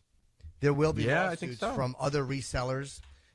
They're going to probably people who are going to feel that this guy had an advantage, even if they're wrong, are going to sue him, the mother, and Nike to get. And again, maybe they didn't, and so they'll lose the lawsuit. But these guys are going to have to deal with this for a while because people are like, "Hey, man, we're resellers, and this kid had all these things, and we couldn't get him. This is insider, whatever the fuck they're going to call it."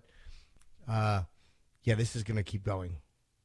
I'll bet there's somebody right now trying to formulate how they can craft a class action lawsuit where sneakers users can sue for what they weren't able to get. I don't know how, but I'm sure there are talented lawyers out there that are figuring out how sneakers users, like, did you use your account? How many pairs did you not get? Yeah. Maybe you would have sold them. Maybe they cost you money through unfair business practices. Who knows? That's right. That's right. And nobody wants to be like getting sued stinks. And if you're Nike, you can afford it. But nobody wants to deal with, especially this kid and his mother as individuals, that they don't want to deal with law. It's when you get that paper in the mail, all your bluster, all your fucking, what are they gonna do? And then you open up the envelope, and you're like, oh. And it's like an official lawyer talk. You're like, motherfucker, this is beyond me. I got to get some, and then you forget, like, there's a real guy now who has to go to hire a lawyer. What do we do? And the lawyer looks, so we'll see what happens. I'm just more curious. I have zero emotion invested in it. I don't care either way. Yeah. I saw it and I was like, yeah, of course, this is what was happening. Of course it is. I mean, but again, I fault the people buying the sneakers too. You guys should know. Like, first of all, I don't collect them, but of course it's a rigged system. If you can use, they shouldn't allow bots. That's all. If they want to stop that shit, don't allow. They can't not. It's like they don't have the technology. The bots are ahead of technology. So you're right, and they should be more vigilant about that. But they can't. Like They can. It's just probably not in their best interest to take the steps necessary to. It'd probably be really expensive. Make it a one. And the hunger looks less when there's bots buying them up immediately. It looks like whoa. So I don't believe that they can't stop. There has to be a way to stop them. I mean, they can verify who you are when you log into your bank. I mean, I'm not saying that Nike should be the same, but there is a way to do it. I don't know. I just because it's not just an issue with sneakers. It's like everything that gets released online. It gets chewed up by bots. So it's like I mean, you can buy one bot that can run any Shopify store, and you can have access to almost anything because everybody uses Shopify now.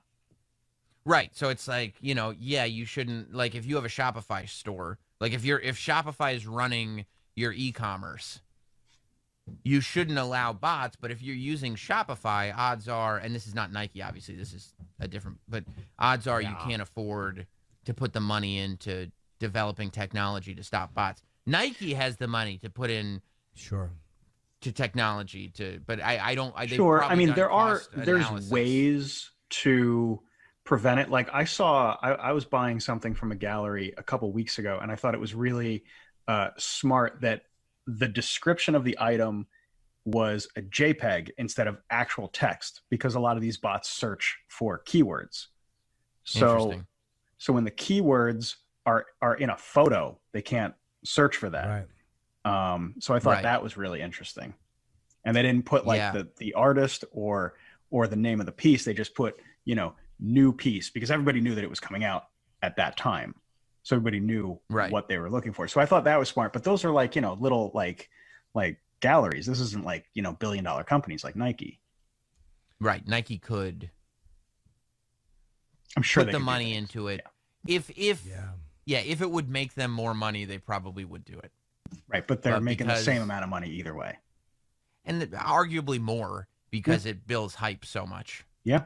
Like, until the bots really kill, like, if resale just plummeted and people stopped using, and it was actually affecting business where hype was dead because the shoes were so hard to get, then it's always a good problem to have. Yeah. Yeah. He's trying so hard, this kid, to look like a gangster and like a big shot. Yeah, he is. It's like you shouldn't have been taking all these in your parents' garage and outside your parents' house. It's just a stupid place to take these photos. Yeah. So funny. Yeah. I'm moving into collecting NFTs and digital art anyway. I'm looking at the market on these things. Actually, I was talking to Jim McClure, and I want to see if we can get some kind of blockchain going on some Jim and Sam clips and maybe sell them for, $3 or $4 million. People are buying video, because that's the only, what a stupid. Anything that's exclusive, dude. Anything that's exclusive. So these NFTs are what they're called. It stands for non-fungible token. And it's basically non-fungible token, Jim. These are hot commodities, and it's basically it's a image that an artist creates, or a video. Like, I know that it's taking the place of trading cards. Well, not taking the place, but it's being added to the same sort of market as trading cards, where like the NBA. Fungible. That's right. It's non-fungible. I hate the word fungible. The NBA has their own you can buy quick 5-second video clips. The video clips, Top Shot. The video clips have built in, in the metadata, you can tell what blockchain it came from. So you know exactly how many exist. So it creates a rarity to it. Or when somebody does a digital piece of art, because of the blockchain, whether it's the original or whether somebody just did a screen grab. Now, to the naked eye, it will look exactly the same if you just do a screen grab. However, it will not have the blockchain information in the metadata, making it worthless. Yeah, it is a quick video clip of LeBron. That's right. Really? You can't just go and look it up? He's all over the place. Who cares? Oh, this one's rare. If you have a rare clip of George Washington, hey, there's a video of George Washington, and he's fucking brushing his wooden teeth under an apple tree. That's a rare clip. That's a non-fungible clip. Not the LeBron Sports Center? What's that? Not the LeBron highlight that was on Sports Center? It's insane. If the video clip is there, somebody has taken it. Who cares? Limited. Good. Let there be one, and I'll never see it. Gives a shit. Actually, you will see it. Yeah, you will see it, because you could easily just copy the video, and you could still see the video. It just won't be the original with the blockchain information in it. Boy. And people are making. I mean, dude, everything collectible is skyrocketing. Sports cards are through the roof again. Through the roof. Baseball toys cards are through the roof. Yep. Sneakers are through the. Everything is through the roof, and I didn't even know that these non-fungible tokens were going on, but they're through the roof too. And you talk about already having money. Elon Musk's girlfriend just made $6 million selling non-fungible tokens. Do you know what? Hey, I've got some non-fungible tokens should be followed by? What? A self-inflicted gunshot. A non-fungible. I've got a non-fungible token.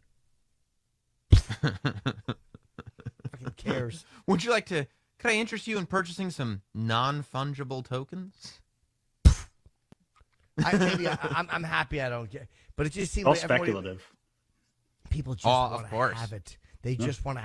People really are that stupid. They really are stupid. They just want to have it. Well, people are willing to take bets on the future.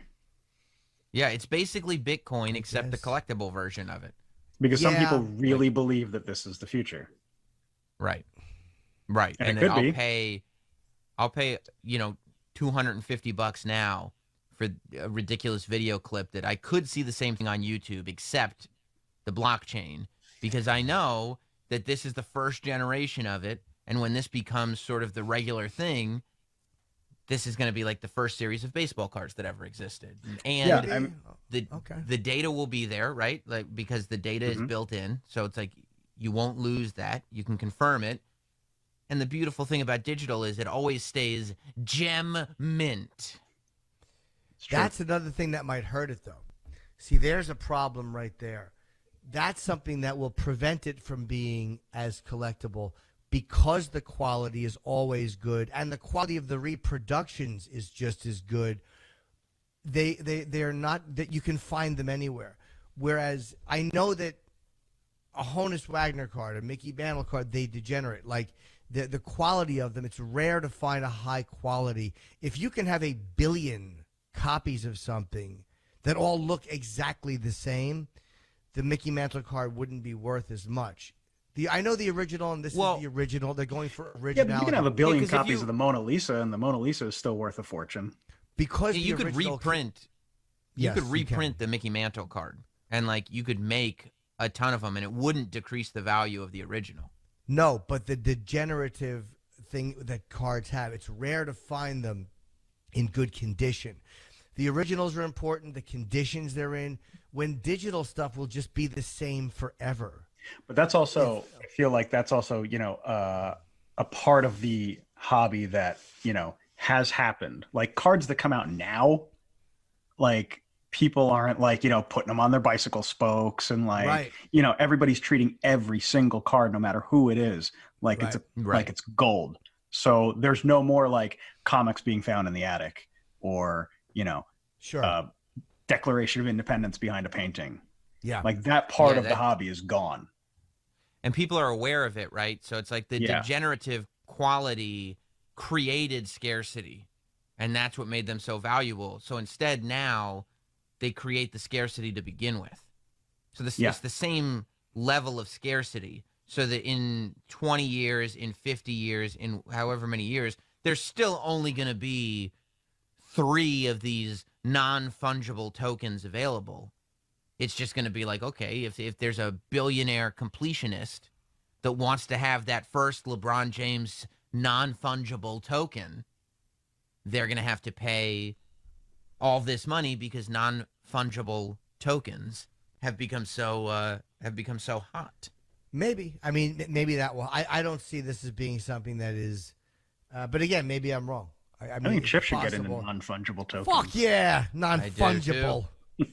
I do too. NFT, no fucking time. Yeah. Never Funge, fucking tomatoes. Funge, yeah. Go funge yourself. Yeah. Funge, yeah. Go funge yourself. But by the way, Chip should release some digital art. A lot of these new cards, by the way, that they went through this phase 15 years ago, that they're saying are now valuable. As they come out, they fall off in a couple of years into shit. Like so many cards that were 15, 20 years ago worth money, when this whole card craze started coming back, it goes away. They become valueless again. Like I think we talked yesterday about this with Ken Griffey Jr. or with Frank Thomas, or a lot of these cards that were like, whoa, they were really expensive when I was collecting 15, 20 years ago. Now nobody really cares about them. Again, the Ricky Henderson, the Michael Jordan rookie, like this card. That's also because, well, that's for a reason that's not happening now. There was so much supply in the late 90s, especially in like baseball cards, that it just killed the market. And then somebody decided, hey, let's grade these cards so that there could be a sliding scale of worth. So now all of a sudden, like every Ken Griffey Jr. rookie card isn't worth the same amount of money. Now, like only like the Gem Mint 10 is worth the big bucks, and like a 2 is worth like, something else. No, but I mean newer car, like when they were flooding the market with Don Russ and Fleer and on tops, they would have these upper deck, upper deck.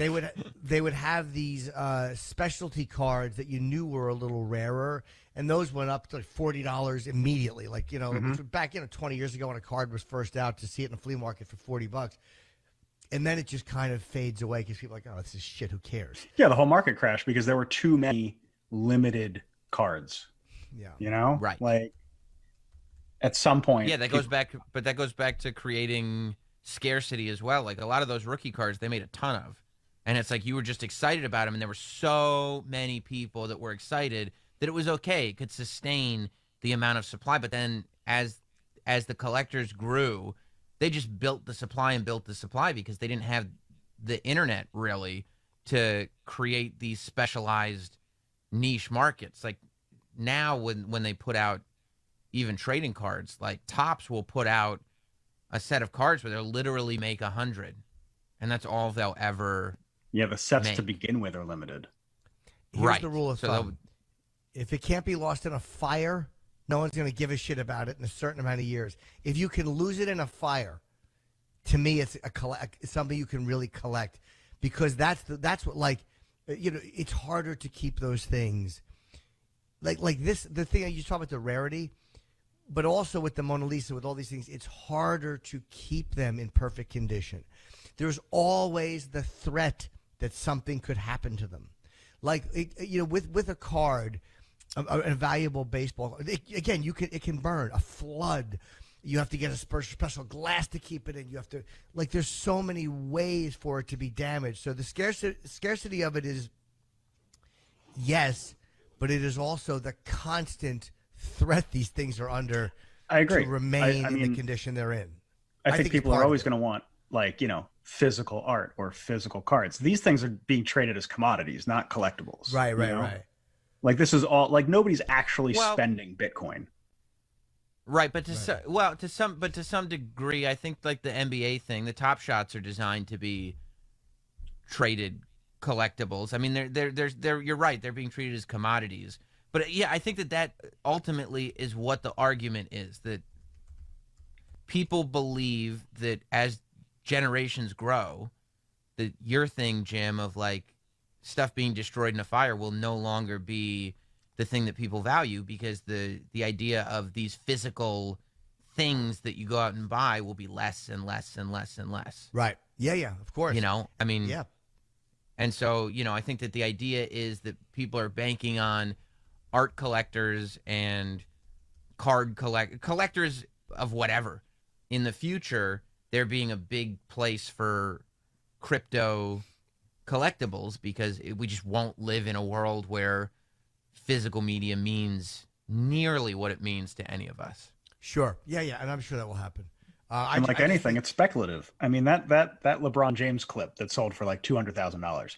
Sure, it could be worth $500,000 next year, or it could be like that baseball that Todd McFarlane bought, and it could be worth a fraction. Nothing. Of what it could be worth nothing. Yeah. Or they could easily next year decide to change formats on whatever Top Shot is doing. Non-fungible tokens could become a new video format. And all of a sudden, that is really what's looked at as the beginning of the non-fungible token craze, and nobody cares about the stuff that came out before. That's probably you don't know. I mean, it's like Bitcoin, like you said, Jim. It's the idea of a stock going up and down the way Bitcoin does is absurd. It's insane that it's just it dropped 20 points today, but it'll go up 30 points tomorrow. But that's just what it is, because it's pure speculation. I bought some more yesterday, a little bit more, because it's going. I think it'll go back up eventually, to where. But you know what? The thing with these collectibles, whether it's art or whether it's these things, eventually digital may replace it. But that's going to be because a lot of these things have survived baseball cards for 100 years, but works of art 500, 600 years. These are not things that are just kind of new fads. They're things that have survived wars and empires falling. That's also part of what makes something collectible and I've said it a minute ago, but that constant threat to it, Whereas you'll have to do different things, like you said, to make something rare. Again, it won't be a threat to the crypto shit, but it will be like that blockchain thing that makes it a rarity. Mm-hmm. But considering how long these works of art have been around, or these things that we collect, or instruments, or whatever it is, I don't see that being replaced digitally in any tangible or real way for a long, long time, because this other stuff is still there. I don't think it necessarily has to replace it. It's just a different way to do it. It is, yeah, but I just don't see it being, again, and it's not because like, it's the new thing and I don't see it. It's just, to me, it's something that cannot be destroyed. I'm sure eventually, like, there will be digital frames where you can put in your non-fungible token and only you can have that piece of art on your digital frame wall, you know? Like it reads the blockchain. Right. And like, so yeah, sure, everybody can have the JPEG of it, but like, you're the only one that's got that non-fungible token on your wall. There will be a way, and again, technology may have this, where there's only a certain way to view it. Meaning, like again, eventually that one step in text messaging or phones in general will be where only your eyes can read it. If you have a certain setting, of course, and no one else can read it, even if you lose your phone, it would be gibberish. They couldn't get it because your eye pattern or your fingerprint will immediately decode everything or whatever. So that'll protect privacy and protect everybody's shit. Maybe once that technology starts coming along and there's a way to go, you need to do this in order to view this, and you can view it on your computer screen, but there's no way to capture it. There's no way to save it. It's only good for a minute. Like, once that's there, then that stuff might be valuable because people can only view it with the right passcode or with by paying for it. Do you know what I mean? Like, when you can control who sees it and how long it can be viewed for, then maybe it'll be more valuable. I don't know. I'm just guessing, but I think like a magic eye that only certain people can see. Eventually, yeah. I mean, why not? They will eventually get to that to protect information. They'll have to, as everybody starts hacking shit, and when fucking quantum computing is around, and they can hack every code. Here we go. You know, it's true. I'm telling you, retina man. Scans. It'll be retina scans or fingerprints or a combination of things or whatever it is that reads your DNA. The problem I have with non-fungible tokens right now is that they're not color coded. Hey, why you being you being a smart ass, Jim? He is, but here's what you do with Travis. You can ignore the cuntiness and let it springboard me into a point. So that's kind of what I use Travis for. Of course, I read it. Yeah. But it's like it doesn't matter what he's doing. It's almost like it's like a pile of dog shit on the rug. You avoid it and you go the direction you actually want to go in. That's kind of...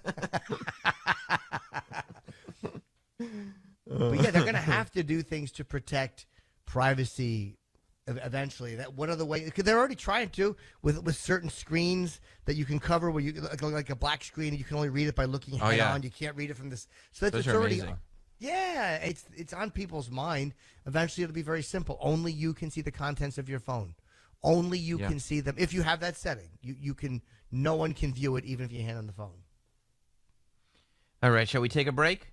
Let's make love. We'll just take a break Let's for make now. Love. Well, all right, we'll figure it out, and we'll be right back. It's Jim Norton and Sam Roberts. Speaking of collectibles, by the way, and these musicians, I had no idea the French Bulldog market was worth shooting people over. I had no idea this was going on. I'm glad.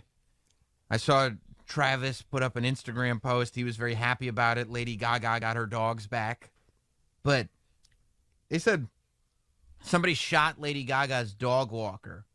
Yeah. And at least the last stories that I read, they said that there's no evidence that would say that the shooters had any idea that it was Lady Gaga's dogs, which would lead me to believe that people are getting shot out here in these streets for their French Bulldogs, which is the craziest thing I've ever heard. Makes you wish it was Staten Island. You know, there's also, it is so funny how the headline... Mrs. Taft goes, yes, my dog walker was shot and killed. I was married to him. Yes. He was shot and killed. But that is the headline.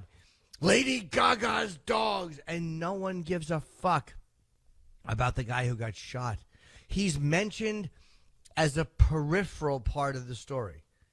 It's crazy. He's mentioned the headline should be "Man is shot over dogs." Dogs are better. But her getting her dogs back is the headline. This guy being shot is like literally the fucking second, third paragraph. Or his being shot is only mentioned in conjunction with, oh my God, her dogs. Silly. I'm having a buble. I hope you start crooning. I love a good buble. Very delicious. Oh, good. Good. Yeah, and I guess, so did the lady who returned the dogs get the reward money? I don't know if she got the reward money, but she should. I mean, got her pussy licked. Okay. What? I just threw that in. I'm hoping it's true. And all they're saying is that the lady who returned the dogs was not at all connected to the people who stole the dogs, meaning... No, she found them tied to a lamppost. Well, the guy guy why must they have did panicked. that. Because it was a shooting. Because probably. if they didn't know it was Gaga's dog, like they didn't know it would be like when it's Gaga's dog, like you were just saying. I mean, it becomes this huge story. First of all, they probably didn't intend to shoot anybody, and they got carried away. And then they found out it's Lady Gaga's dog, which means it's going to be the biggest story in the country. And they're like, we were just trying to sell some dogs. You know, we were just trying to make $100 moving French bulldogs over here. This is what we do on these street corners. Move these French bulldogs. And so I'd be panicking too. You just went from being a French bulldog thief to threatening Mama Monster's way of life. That's right. A big Attempted leap. murder. Attempted murder on somebody very close to Mama Monster. Yeah. This is the key. So, I guess they're not going to find the guys? Is that the deal? I'm sure they're looking for him. I mean, Yeah, it is a shooting investigation. Yeah. Attempted murders, armed robbery. Yeah. So does that mean that these guys aren't going to be able to keep stealing dogs? What are they going to do for a living? How come I've never heard of this? How come I've never heard of people stealing French bulldogs? This can't be the first time it's happened. If it were No, the it's first apparently a time really that big this- thing, like in LA Right. and Arizona and all these other places. Yeah. Like, if it were the first time it ever happened, people would say, well, clearly this was related to Lady Gaga being a celebrity. So the minute they say, we don't think that this is related, I'm sitting there Right. going, French bulldogs are not safe on these streets in L.A. Who's buying stolen bulldogs? Where are they People getting love them? 'em. What, are they going on any Craigslist? bulldogs. This fucking cruel breed. Fucking shitty Oh. dogs can't even breathe. The fuck are they doing? Okay, so He's sleeping right now. You're You less can't about- hear him. They're gonna put a stick in their mouth. Oh, man. Wouldn't it be funny if somebody shot Travis while he was walking his dog, but then left the dog behind? You could have ended that Oh, this sentence was after not- Travis. Under any circumstances, it would be funny. Wouldn't it be great? He'd be like, "Is this about the dog?" And the guy just looked at him and went, "No," and shot him. No, it's not about the dog. What? No, I don't want your dog. It's a genetic malfunction. It's not even supposed to exist. Yeah, I mean, do you sell stolen dogs on Craigslist? Is that stolen dogs on Craigslist? Is that like? Or do I mean, you you can fill an sell order. a dog wherever. Do you think you fill? Oh, an maybe order? you. Like, hey, I want a French bulldog, and then you go out and get one, and there's a market for it. Wow. Like, I don't know. Or maybe you sell them to puppy stores. Yeah. That's why you got to microchip your dogs and children. Just in case. And adults. And loved ones. Yeah, it's crazy. It's crazy. That also just seems like, of all the markets to be in, of moving stolen goods, what's a bigger pain in the ass than dogs? Like, there are so many other things that don't move and shit and bark Right. that you could steal and sell. Plus, people are very attached to their dogs. I mean, you got a pet, you got a responsibility. Yeah. Most people have the attitude where if they lose their dog, they get off their ass and they find that fucking dog. You know? I believe it's hard to get dogs now. Why? They love to fuck. That's all they do is fuck. It's a great How question. hard is it to get dogs to fuck? true. Well, there's such a demand now because everybody's at home, so everybody wants more dogs. Yeah, adoptions were very much up during the pandemic. Everybody got pandemic dogs. Yep. And then in 6 months, they're going to go back to work, and nobody's going to be around to take care of any of these dogs. They're all going to look like Ted Cruz's poodle, just looking out the door like, Dad? Dad? My friend was trying to get a dog. He said there was like a 1.5 year waiting list just to get on the waiting list for it. Really? Dude, what kind of dog did he want, though? I don't remember what kind he was looking for. Might have wanted a specific rare dog. Like, I like the cicada dog, and they're very difficult to get because they're born so infrequently. Boo.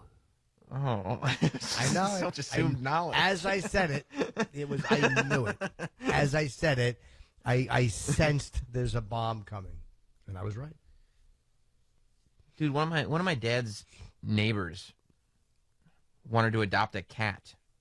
And it used to, I mean, I always thought, like, you couldn't give cats away. Like, cats are the easiest things in the world to get, or they used to be. My dad got a phone call looking for a character, like, recommendation. Like they were calling him, asking, well, your neighbor is wanting to adopt this cat. And we just wanted to know a little bit about him. Do you think he's a suitable animal owner? And it's like, I mean, as opposed to what? The cat just staying in the cage the whole time?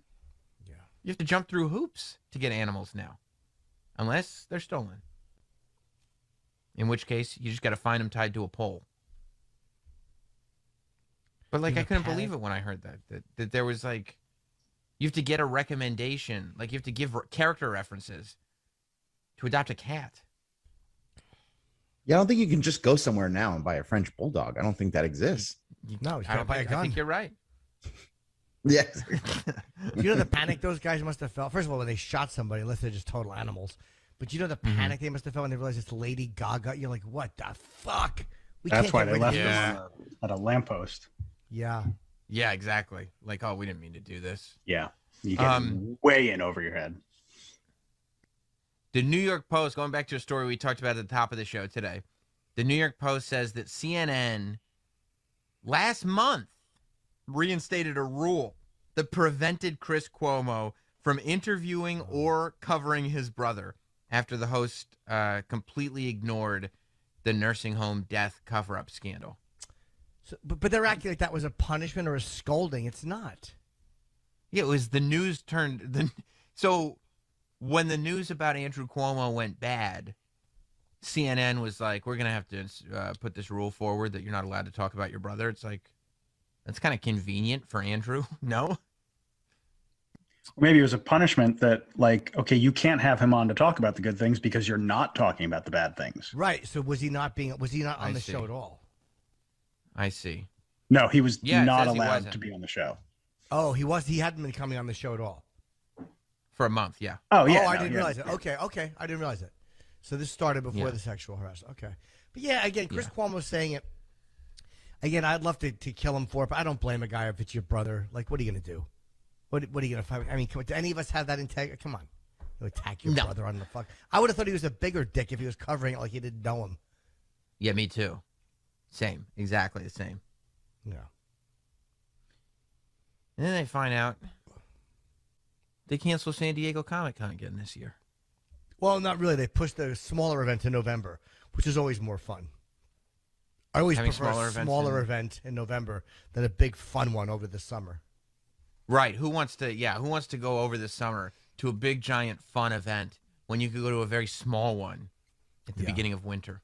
Well, the bottom line is the reason they're doing that is they know that they heard that Luis Gomez pushed Skankfest to November. That's the new date. And they're like, if Luis is doing it, which, by the way, that probably is when things will be open and pretty fucking good. Unless something happens that we don't see. I've been Arnold the Optimist the entire time, and we've all come to realize that I'm a stupid fucking twat who doesn't know what he's talking about. But yeah, Luis and those guys pushed it to November. I don't know the exact date. Remember when Luis a year ago was like, fuck it, it's still happening. I love him. He just came in. So great. We're going to push this. We're going to do this. And you just knew it's not Luis. It's not. But he literally, he's so good. He's so dedicated. Like, you're almost like, maybe he'll make it happen. The fact that I now put my faith in Luis J. Gomez, but that's who I literally am looking to. Like, Luis can do it. How finished am I in life that Lewis is like now my go-to guy to get things done? Yeah, that's a pretty. You've hit the finish line. You're done. God damn it! It's over. It's Luis J. Gomez is your role model. Dude, I look at Lewis and I think this kid gets things done. That's your guiding light. I should be executed. Yeah, that's true. You have nothing else to contribute. Nothing to contribute. But I bet you that they will pull it off in November. Again, unless something completely unforeseen happens. I'm surprised that they're not trying to open San Diego Comic-Con to just like 30% capacity or something like that. Because there are, I mean, it's not like I know of other conventions that are happening. Like all that stuff is starting again. I'm surprised they're not just going to do, okay. Not in I California. mean, maybe. Oh, you're right. It's a California thing. Yeah, what this if Governor is, Newsom this takes was so a much comic lead book fan? time. What What's if that? the governor was a comic book fan? He'd probably be like, no, I think it's safe. For sure. Yeah. Yeah, if you wanted He would if be you there, wanted but to nobody hang else would be outside- allowed to. Yeah, you'd be like, San Diego Comic-Con is canceled. Why is Governor Newsom hanging out outside Hall H? I don't know who he is. Governor Newsom? You don't know who Governor Newsom is? No, I don't know who Newsom? Governor Newsom is. Governor Newsom? Why is he hanging outside Hall H? Well, he wanted to see the presentation. Yeah, I guess you're probably right. It is I just like the Comic-Con people are probably so frustrated. They're probably watching the Super Bowl get pulled off. I know. And they're like, if they're doing the Super Bowl and they're doing WrestleMania and baseball's coming back and like everything's coming back, like why can't we do a San Diego Comic-Con that only allows a certain number of people in at a time? You could even theoretically sell the same number of tickets, just do it by day parts or something like that. I mean, there are Move it to ways to get Florida. around it. Yeah, move it to Florida. Yeah, bro. Move it to Florida. All the cool shit's happening in Florida this year. We are open for business. Good for you. Good for you. Rock and Brews is open. Oh yeah. Unfortunately. Good. Good. Yeah. You should move it to Florida. You can still call it San Diego Comic-Con. Just put it. Is there any big? They should just do everything in the stadium. San Diego Comic-Con. Yeah, Raymond James Stadium. Raymond James Stadium. Raymond James Stadium. Just whatever you need to do. Any big gatherings you need, we got a stadium right here. It's got a pirate ship in it. Who wants to party? And the answer is a lot of people. Yeah, put it wherever the Orlando Magic play. What's that? The Amway Center? I don't know. I think the Amway Center. Yeah, I think that's the old Thunderdome. Oh, okay. Yeah. Yeah, put it in the Amway Center. I mean, is basketball going on right now? Yes. When does it? Okay, so that might be a hiccup. They can pause for Comic-Con. That's true.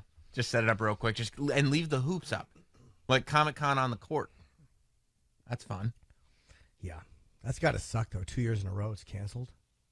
Yeah, Yeah, especially because I'm sure there are people who that's basically what they do all year. Like they just work for Comic-Con.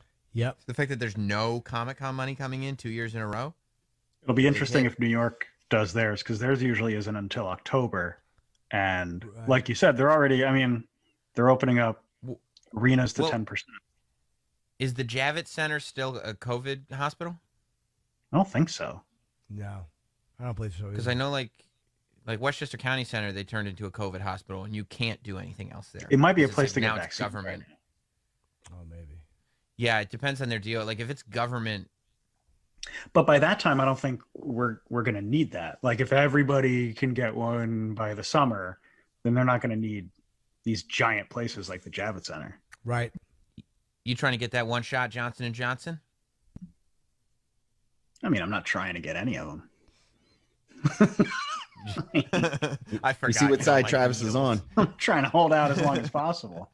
Oh, you don't Yeah, I want a see what vaccine? side Travis is on. Anti-vaxxer over here. Anti-vaxxer Travis. He thinks Trying they to put reach herd microchips in immunity your body. without me getting involved. Oh, Q Travis. Q Tap. Yep. He's always been that. Just All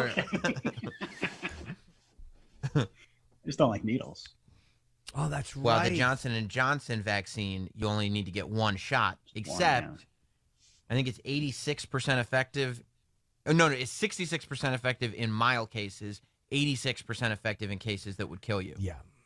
Yeah. Which is, which is so funny that we sit there and like scoff at that when like the flu vaccine is even less, or not the flu vaccine, but the flu shot, and everybody gets it every year.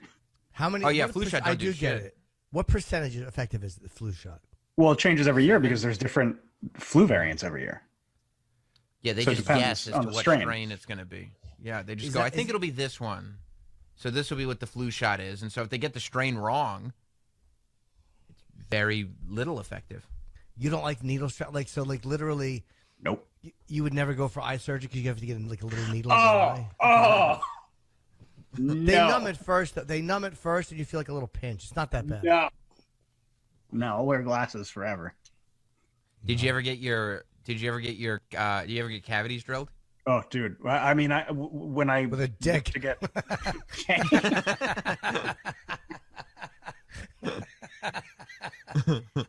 yeah, like that I can deal with. Like I've said on the show before, like it's mainly like blood work. Like I had dental work done like a year or a year and a half ago, and they numbed me, and that it sucks. I don't like it, but like Right. The needle in the gums. You got to do it.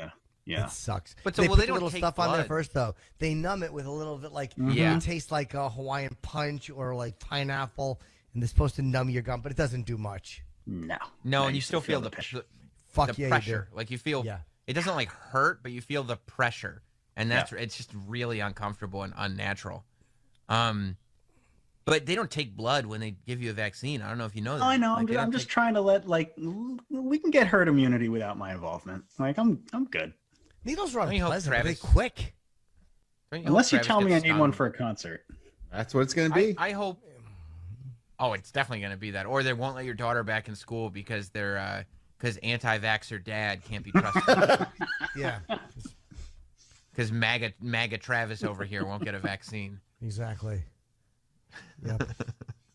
I'm fine waiting something at the like end of the that'll line. happen. I'm standing in line and I'm just saying to everybody, like, no, you go ahead. You go ahead. You go. got this. You go. Oh, are you closed? I'll come back tomorrow. You can go ahead. Yeah. I'm waiting for my Wouldn't it be friend. great if Travis was waiting online for a vaccine and then he got stung by 24 bees and he's just Yeah. flailing around looking like Macaulay Culkin in My Girl? Or he went in there, yeah, all fat faced and swollen, having to get 2 more needles. All bees outside. I went to lead on something. It was a wasp nest. Just 24 bees just all come and attack and sting Travis. Bees and needles. And he's It's gotta- my 2 worst enemies. Then he's got to go in and get the vaccine. My friend did that when he was a kid. It was before I knew him when he was 5. There was like a low hanging thing, and he reached up and he didn't know what a wasp nest was. And he didn't realize it was loaded with wasps, and he reached up and squeezed it, and they injected it. Were they pissed that he destroyed their house that they had worked so hard Yeah. on? Another friend of mine who was crazy. He squeezed it with his hand. Yeah, but he was 5. Sure, friend of but I mine mean, was it's just. Was Yeah, a go ahead. teenager. That's okay. Another friend of mine was a teenager, and he punched a hornet's nest. Like he saw it hanging there, and he fucking punched it off the tree. He eventually shot himself, so he was definitely a troubled individual. But he was I guess a funny so. guy. Yeah, punched a Yeah. hornet's nest. You know, I I guess am that's a being good reminded follow-up, by 'cause- my wife that Yeah. the Javits Center is planning to do the annual car show in August. So maybe they will do Comic Con. Oh, okay. Yeah, probably because New York Comic Con is always very competitive with San Diego Comic Con. So they'll probably want to do it just to be like, what, you didn't do a Comic Con this year? What are you, a loser? Yeah. East Coast, West Here's our Coast. Comic Con. It's great. Yeah. Yeah, there'll be East Coast, West Coast. You want to come to a Comic Con where they're not going to shut down the building, not let you in? You come to New York. We do need a victory after losing so badly in the hip hop war. It'd be nice if we won the Comic Con war. Yeah, I don't know if I'd get a vaccine for Comic Con, but concerts definitely. I'd probably skip What if Comic it was Con. Really? Because you go don't for a Comic-Con? because you don't want to get a shot. For a vaccine? Yeah, no, I'm good. Wow. What happens if your daughter's school does say that the parents also need to be vaccinated? That would be really wild. I don't see that happening. Why? I don't know. I mean, they're going to school right now. They just got to be on a list that says they'll get tested. Oh. Hmm. Have you I don't gotten know. tested? You don't know, Troy? Things could change. I don't know, man. It's true. Those goalposts I'll just tell you keep this. moving. Oh, I'll tell you this. Good luck flying to, well, technically it's Florida. Florida might be the only place you can fly without a vaccine. But Oh, yeah. To fly back. Can't maybe. fly with one. can't fly back. Can't fly back. train. And you can't get into Take a Disney train. World, I'll bet. Good luck getting to Disney without that All right. vaccine. Then, Good luck. I mean, we'll add that to the list. Concerts and Disney World. Because that's really all I do. Yeah, that's true. Yeah, they're going to get you by the balls. Yeah. I bet you there'll be concerts by the end of the summer. Maybe. It depends on if it's profitable. I mean, the Garden's not going to put on a concert at 10% capacity. They're just going to lose money. Yeah, the only thing that would stop concerts is like maybe one shots though. Like it'd be tough to do a tour just because Yeah. different that's states have all impossible. the different laws. But if they could figure out a profitable way to do some one shots, or even like, who knows, maybe some big acts can do a stadium show with 30,000 people or something in it and make Just some do it money stripped still. down just because they want to get out and Yeah. play. I mean, these artists want to play. Yeah, do it without spending a whole bunch of money on a stage show. Yeah. It's possible. What is a vaccine passport going to look like? I don't know if Yeah. they're going to end up doing that. I know, like, Israel's doing it, but the UK already said that they weren't going to do it. Is that? Is I it mean, just maybe a they'll thing just on put your it in. phone? It'd probably They'll be an probably app. put it into, Yeah. or they'll put it into the data. Like when everybody has to get those like advanced driver's license that double as a passport, for Mexico and Canada, they'll probably have it where like you scan it, and the data on the card that you scan will tell you if you're vaccinated or not. I'll bet. Right. Okay. I still have to do that. Have you done that with your license? I have to do it. No, but I still have to do that. Have you done that with your license? I have to do it. I guess it is coming up, right? It's October of this year. I thought it was Yeah. last year. No, they this year. extended- October No, this it's year. this year. Oh, I Yeah, thought it was this year. passed already. Okay. No, because I Oh, just got a thing in the fudge. mail to renew mine. Thing in the Nope, don't do it. Nope. Was it a wiener? That was a fist. He was the man. Okay. Back decided not to. Predictable. Dick Well, look, joke. guys, we're gonna get the hell Maybe out of we'll- here. Yep. Hey, if you missed any of today's show, show starts again right after the break, but it'll only be the first hour. So if you want to listen to the entire show on your own time, you can download the SiriusXM app, search Jim and Sam, get all the video and everything. We also is our evening replay on now? Like that's official? Yeah. So 7 o'clock. We're on Oh, after is the it? bonfire every day. So yeah, if you're Weren't we listening to always? Or bonfire, no? Bonfire just started yesterday. Oh, starting. No, okay, starting at 7. I see what you're saying. Okay. Yes. yeah. What time were Yeah, we so- starting? 5. Oh, okay. So it's 5 to 7. Great. Yeah. So bonfire's on now, and then we're on for a replay right after it. So lots of ways to listen to Jim and Sam. Enjoy. We'll see you all tomorrow. Please.